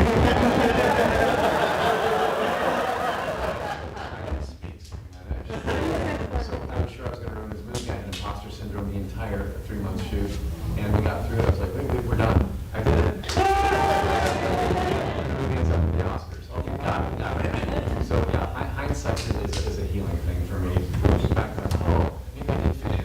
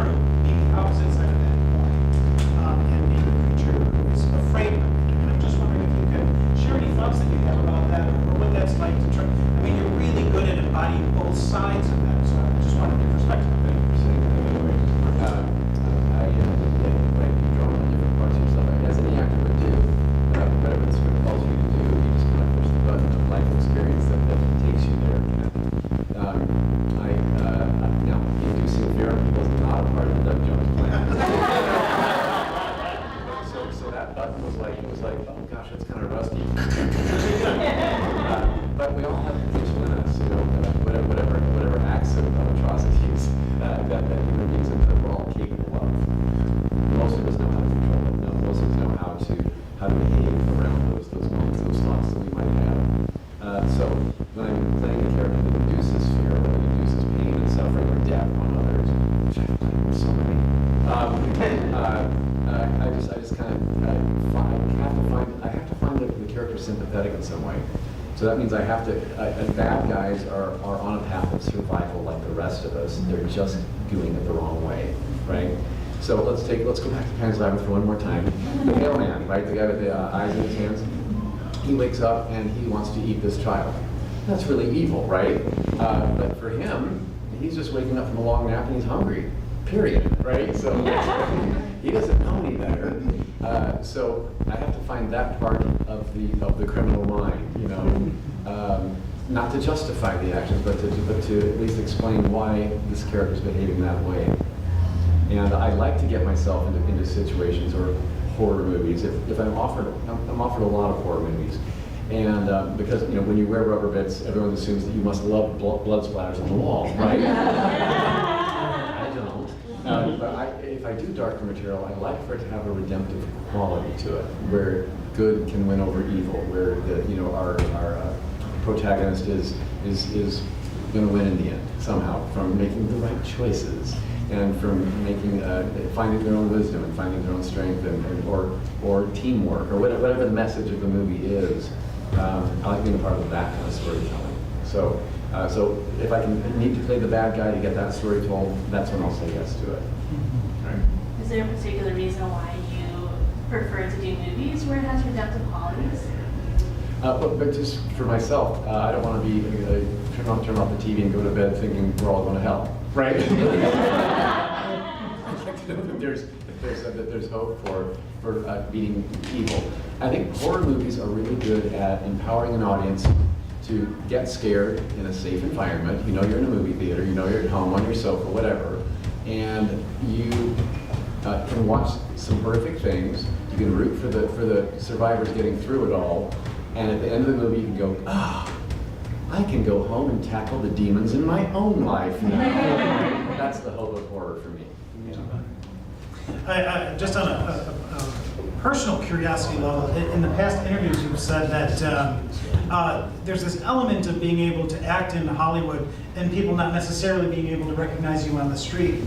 I wonder if that's still true for you, or what it's like trying to navigate kind of these world famous creatures that have won Oscars, right? Shape of Water, which was an amazing movie. I think we can all agree. And what that's like for you, kind of. It sounds like a really unique position in Hollywood. It kind of is, yeah. At first, when I was a young actor, I was like, I hope someone recognizes me. You know, do you know that I was Mac tonight on those McDonald's?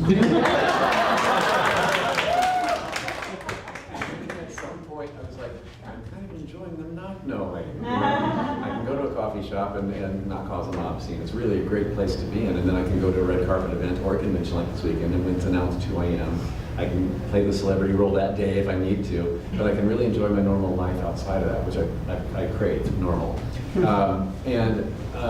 But now, in more recent years, yes, with the more high-profile movies and TV shows, and then doing more interviews like this with my own face showing, people are able to marry that. Oh, that's the guy who did ding, ding, ding, ding, ding. Like IMDb list, and like, right, oh my gosh, that was you. Oh. So when someone recognizes me on an airplane or at a restaurant or walking down the mall, I know it's someone who's done the deep dives. If I see the DVD bonus features or see these interviews and see the behind the scenes moments or whatever. But and then the more that happens, the more those Doug Jonesy faces get out there, the more I'm recognized on the street. So TMZ has come after me 4 times now. Yeah. So that's when you know you've made it. I want to catch you with a gotcha moment about some weird quote. Yeah. So anyway, yeah. You know, something that I'm also curious about, like, because you have all this makeup and all the things that put on your face to become a monster, like, how do you embody monsters so well? Because when I watch your acting, I'm like, I don't even know how you could pull off being the species. And you were talking about, like, some of the anxiety that you, like, an improv show would have totally scared me. but like it feels like you do something so naturally, and Monsters is one of those that feels so natural. So like, how do you make that, I guess like, easy? It looks easy, I'm sure it's not, but how do you No, I have to start as an actor. I was just talking to one of the cast members backstage about this, who wants to get into like doing creatures and things. And it's to train your body to do things is one thing, but to train as an actor who can feel all of the wants, needs, loves, desires, hopes, fears that a character needs to go through, that's where you have to start, even with a monster, right? So every character I play has to have that whole backstory and all of those. I have to be able to tap into all of that. Even if it's a monster running down a hallway screaming after a, scantily clad someone. You know how horror movies are. So finding that and living that. So then the physicality will come from that, and from the script and the writer's intention, and from a meeting with the director who says what nuances and idiosyncrasies and whatnot they want to see with this character, and from the creature designers. That's a big part of the puzzle here. When those test fittings start happening on you, and test makeups and screen tests and things, you see what this look, if it's a head-to-toe rubberized thing with stilts or mechanics in the head, you start learning how a finger extension might make a gesture much more dramatic, or a horn on your head can make a tilt of the head much more dramatic. Or you might find that what they're putting on you makes you like you can't move your head at all, so you have to find a way to express maybe with your shoulders or your arms or whatever. So I think it's kind of like when they say when you take a sense away from our five senses, the others step up to the plate to get more sensitized. That's kind of what I have to do as a monster when I'm playing one. Yeah.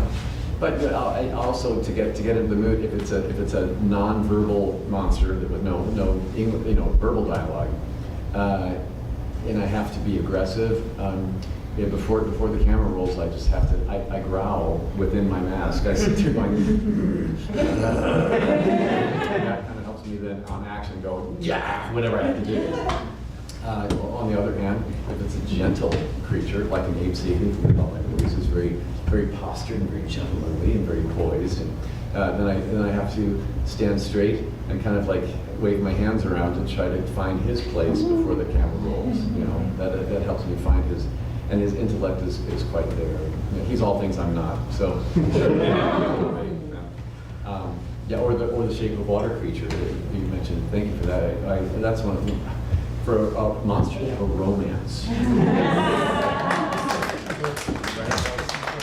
Rather exceptional. And something that only Guillermo del Toro could pull off. I thought, when he explained the movie to me, I was like, he said, "Oh, you're going to be the romantic leading man of this movie."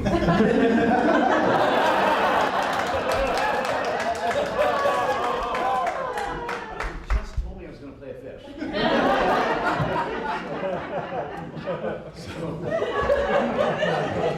So thank heaven it worked, and but there was quite a message to that for me personally too, and that was when I was a wee child or a teenager growing up in Indianapolis, Indiana's where I came from. Yes. Now we know how Midwestern kids can be mean to each other when if anyone's different or offbeat. So being a very tall, skinny, thin-necked kid, my neck was just a point of mockery. When I would walk into a room, it's like, "Hey, ostrich, what you doing?" So I learned to just like hate my physical appearance. I thought I was the ugliest person on the planet, and a lot of kids can relate to this. Even the pretty ones think they're ugly, right? At some time or another.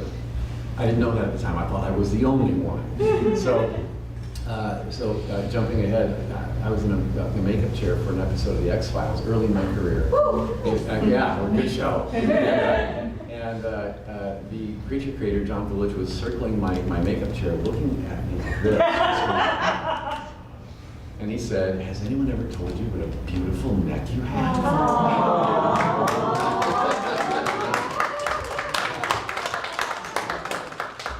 Of course, I said, "No." But that was a lesson there, that like I can find whatever others find a flaw in me might be where my beauty lines. Maybe that's it.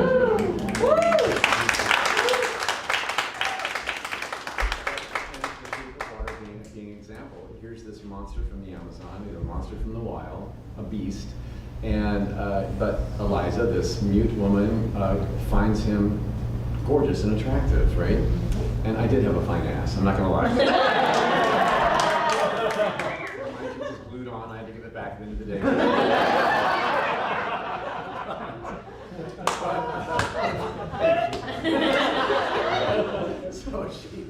But we found that, so, you know, when you feel like you're the monster in the room, is love possible for you? I say a big fat yes. Well,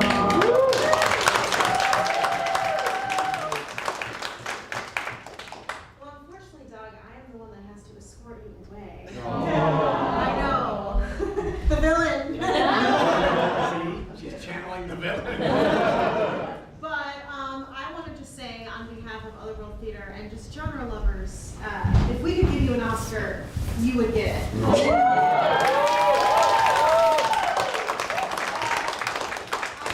to say that thank you so much for playing the monster, so we can always ask ourselves those hard questions. And thank you for playing the monster, so we can explore our humanity. And I thank you just so much for your work.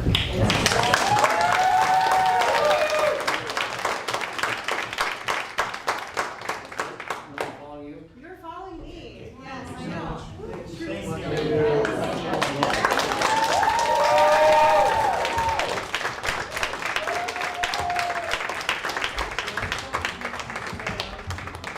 Natalie and I just wanted to open up the floor to any conversations that people might have about geek culture and mental health. Like I said, we're starting the Nerd Therapy podcast.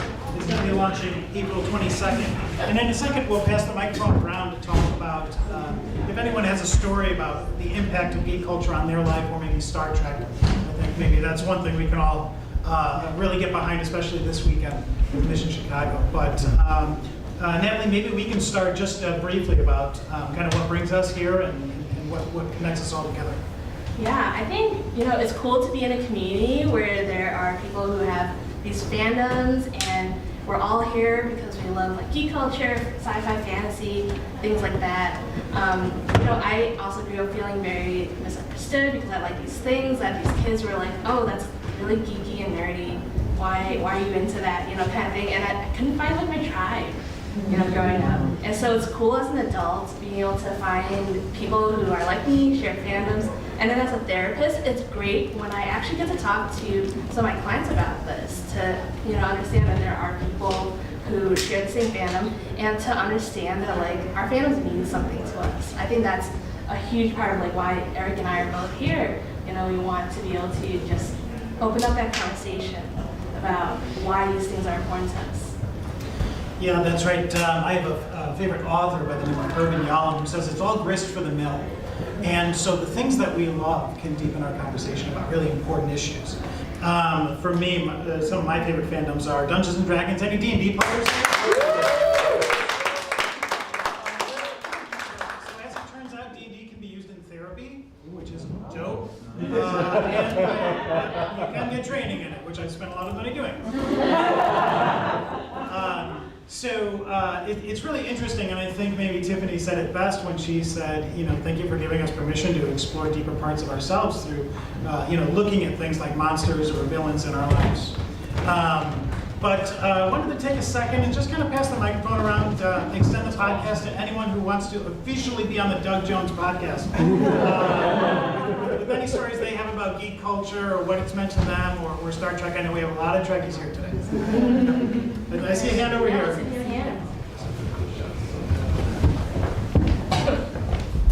Hi, my name is Molly. I'm here in Chicago. And going on the D&D thing, I started playing D&D in 2018. I went to a particular cafe in Chicago enough that the manager became a friend of mine, and I was drinking that much tea. But he was just like, hey, we're friends now. I run a D&D group. Do you want to join? It's all baristas, but you could also join. I was like, okay, that sounds cool. I don't know anything about it. And I'd always been intimidated by it because I thought it was like math with some dragons I didn't understand. That's a pretty good summary. Yeah, no, it's like Molly, it's just improv improv storytelling, and you get to build characters and tell stories. And I'm like, why can't anybody explain this to me? And in playing it, I realized that it lets you explore like biases that you didn't know you had. Our party had fought some pirates that were a particular type of elf, and later we met some elves, and I'm like, oh, these elves, like, do they have to do with the other elves? And like, my DM looked at us and said, are all elves, do all elves know each other? Are all elves bad? And I was like, oh, I'm so sorry. I wasn't realizing that I had it also about people too. Or I play a lot of male characters, and I got upset that like a lady character didn't like me because I liked her, and I was like, oh. I had these like perspectives about myself and like about my gender and about like different things that I thought about people that I realized I hadn't thought about people. And in playing a game in an environment that was safe with friends to try new things, it's been very helpful to also become more worldly, I guess, if you're playing Dungeons and Dragons with friends. Woo! We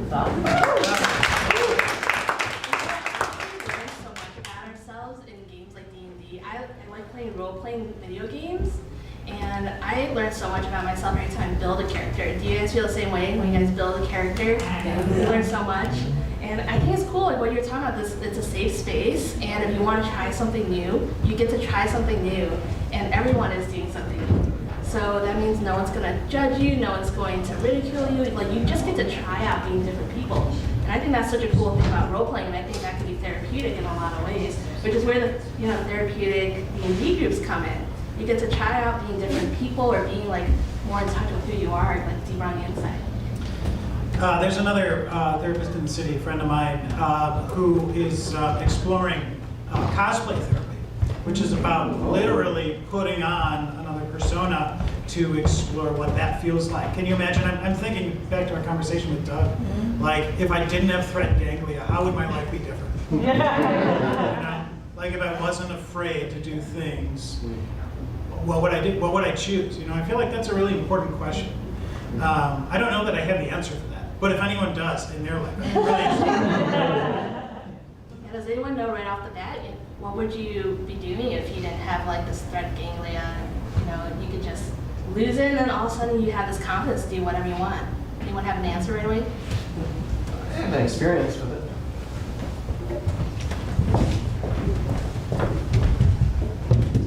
In college, I got to study overseas and took a few classes. I studied computer science and theater, and one of the classes was mask work.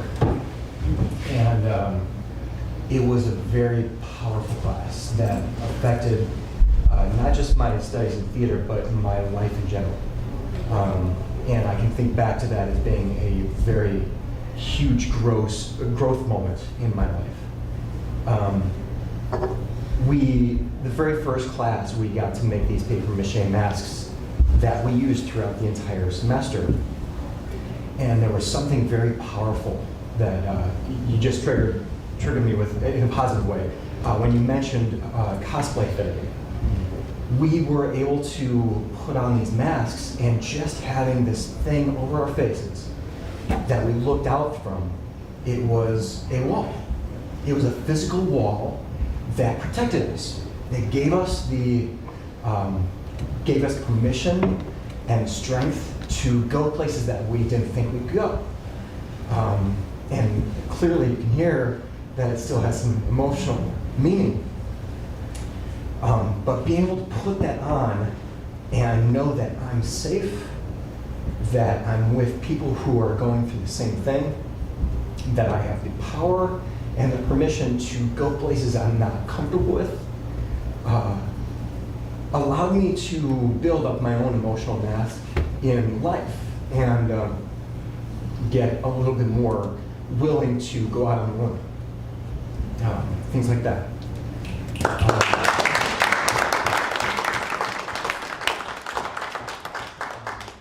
Something I've been thinking, a little bit jump, but something I've been thinking about this whole time is why we like sci-fi.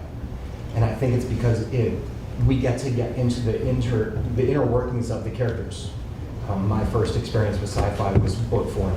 So you get to hear the inner thoughts and feelings. And with the screen and TV and movie, you get to see it a little bit. But we get to see how people feel and realize that they feel the same thing. They go through the same experiences. And we don't get that in everyday life. So any time that we are given permission to open up and share that is empowering and therapeutic, for sure.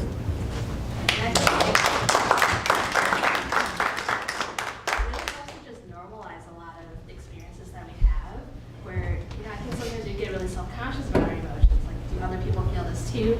Am I the only one experiencing this? And then when you see it like in media, in like a movie, or you see it in like video games or other like pop culture things, you make that connection. Like, oh, someone else had thought of this too, and that's what I'm connecting to. And I think in a lot of cases, sometimes that helps because it puts words into our experiences. Like, I can't describe what I'm feeling, but this movie is really, give me the words for how I feel about, an experience that's just like this. Thank you so much for sharing that. That was really wonderful. We have time for a couple more questions, and let me just say too, first of all, thank you for everybody that's sharing and helping us to launch this little baby podcast that we're just starting. We're really excited to be sharing this with you. I'll also say too, over the last several months, I was running a series of free geeky mental health meetup groups, and I would always ask people, like, what is it that you're most looking for from this experience? And probably 95% of people, especially with COVID, would say, I just feel so alone. I feel like people don't understand me. Does anyone else feel this way? So every time someone is volunteering here, you're making that connection. So I just want to say thank you for kind of creating the kind of space for people to have these experiences. Thank you very much. Yes? Yeah, I just, when I turned 50, I didn't know I was turning 50 because I had like time blindness or something, so I thought I was still in my 40s. And so I sort of fell apart and took to my bed for like 6 months going, my life is over, and what the hell, I didn't even live, I haven't started yet. And I had realized I had lived my whole life in fear, and I had had a quite abusive past, and I had taken a lot of those abusers, they were still with me, and all of my baggage was still with me. And so for my husband and daughter, I got out of bed and I was like, you know what? I'm going to challenge myself to do 50 brave things before I turn 51. And so, I did, and they were really, a lot of them were so ridiculously, insanely, like silly to me now. Like I look back and I go, really, that was like a challenge? But for me at the time, I was like paralyzed, right? And but one of those things was to publicly express my passion for my fandom, which was the X-Files. And so I went and met Jillian and David, and then we actually went to London and saw Jillian in her play and met her again, but I went to a LARP. I was part of Chronicles of the Realm, and I have never acted, never done anything, and I was horrible. I was like, just make me mute. And I thought that would be like a good thing, and it was like the most impossible because people kept talking to me, and I was like, I'm literally like I'm not allowed to open my mouth. And so I had to pantomime and give the finger a lot because I was really angry. But I dueled. I actually dueled, and I in my ridiculous outfit that I will never forgive you for making me wear. But there were so many, but the hat was really fabulous. But there were so many things like that it was just being able to embrace the fandom, embrace the things that you're passionate about, where I was breaking through all the mockery, all the fear of the judgment and everything. And then I had to actually, the 50th step was to post this publicly. And so I made a podcast, and I had to actually say every single embarrassing step. I mean, it was horrifying. But anyway, so I just wanted to say yes. It is possible to push through. It is possible to come out the other side, and Now I'm 53. I'm going back to college. I'm finished. I'm getting my psychology degree.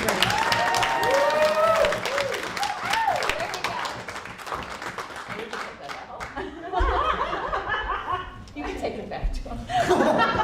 You're at the end. More hands up there at the back. Maybe we back can corner. use this as a kind of a wrap up. Time for two. See if we can get to you. Sure. Well, you said cosplay therapy, so that perked me up. For anyone listening, I'm cosplaying Data right now, coming from the convention.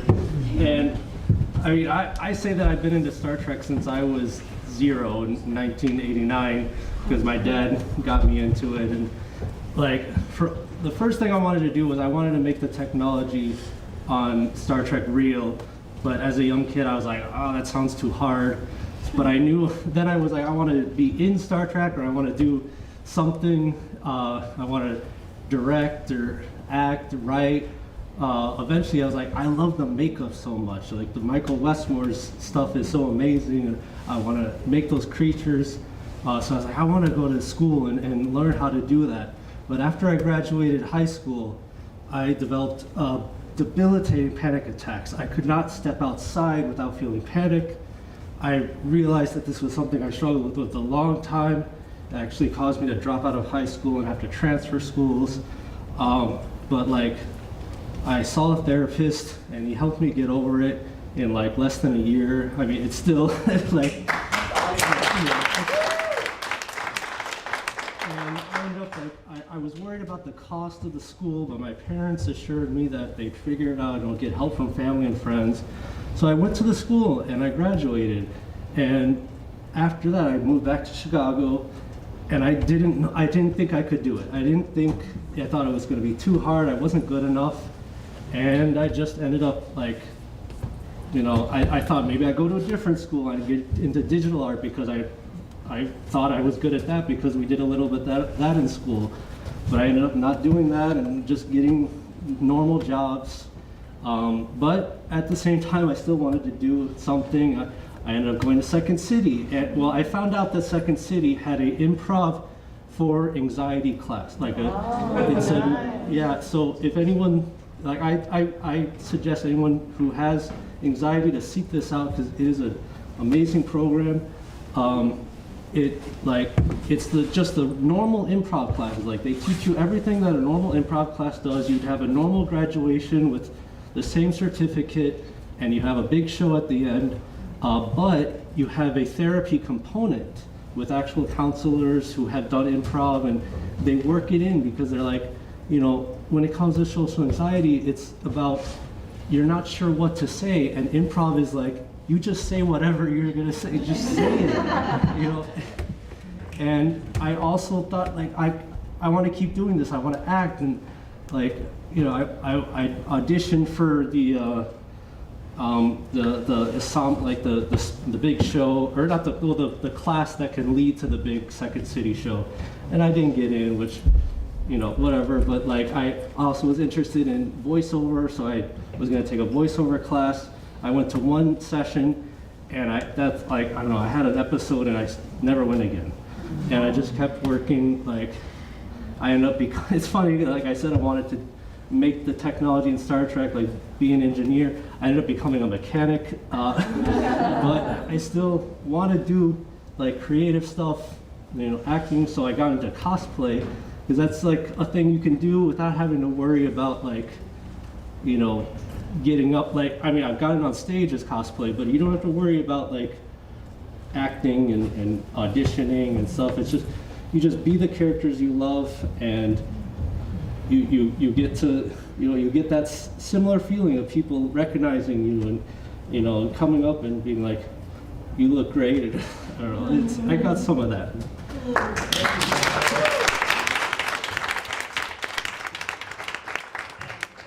you too for sharing, especially, I don't know if anyone else in here has ever felt, you know, interested in social situations or anything. Thanks, but thanks for sharing. I mean, that's a big deal to speak publicly like that. I think we saw one more hand. Yes. All right. If we can pass the microphone down. Thank you. Big torch. Whoa. This is the conch show, right? I wanted to talk about kind of how important women in sci-fi and fantasy has been to me. My mother imagined dainty daughters. She got a 6-foot-tall, broad-shouldered, loud person. Many times I heard, why can't you just be more feminine? But my dad showed us Doctor Who growing up. And I recently reread some old fantasy novels I liked as a kid. First page, the main character is 6 feet tall and she bustles around. And I have thought a lot about how the one thing I've learned most from these women is that what makes them powerful is that they say no. And they don't go back on it. Sarah Jane Smith throws herself bodily at Cybermen. Leia choked out Jabba the Hutt. And Portal pulled a knife on Mirror Sulu, boiled up Mirror Sulu. And it's just, saying no hasn't been a struggle in my life, and it's been the thing that I've learned from them the most, is that when people are like, you need to dull down a little bit, it's okay to be like, nope. I'm just gonna run straight into the fire screaming, and you can't stop it. Awesome.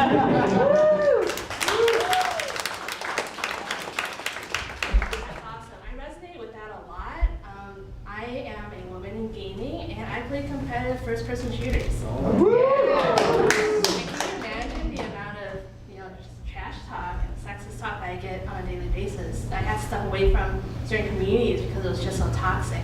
But part of me growing into that was that I had to take on this confidence, I don't care about a woman. I'm gonna go kick some ass, and and I'm gonna own that. And I think that's so empowering for us to be able to just say so what if I'm a woman? So what if I'm X, Y, Z? I don't fit the mold, but that's okay because it doesn't change who I am and what I'm able to do.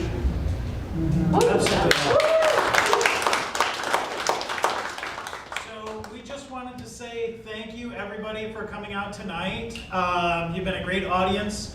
Special thank you to Otherworld Theater for this wonderful special thank you to Doug Jones. Otherworld Theater's social media, their webpage for more information on the Nerd Therapy podcast. Thank you so much everybody, and I hope you have a great night.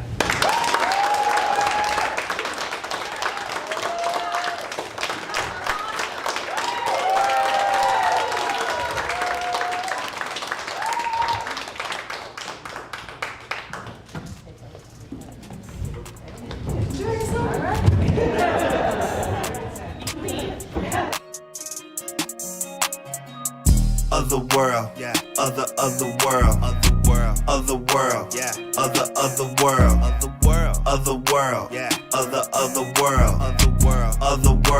You gotta love the world. Otherworld, yeah. Otherworld.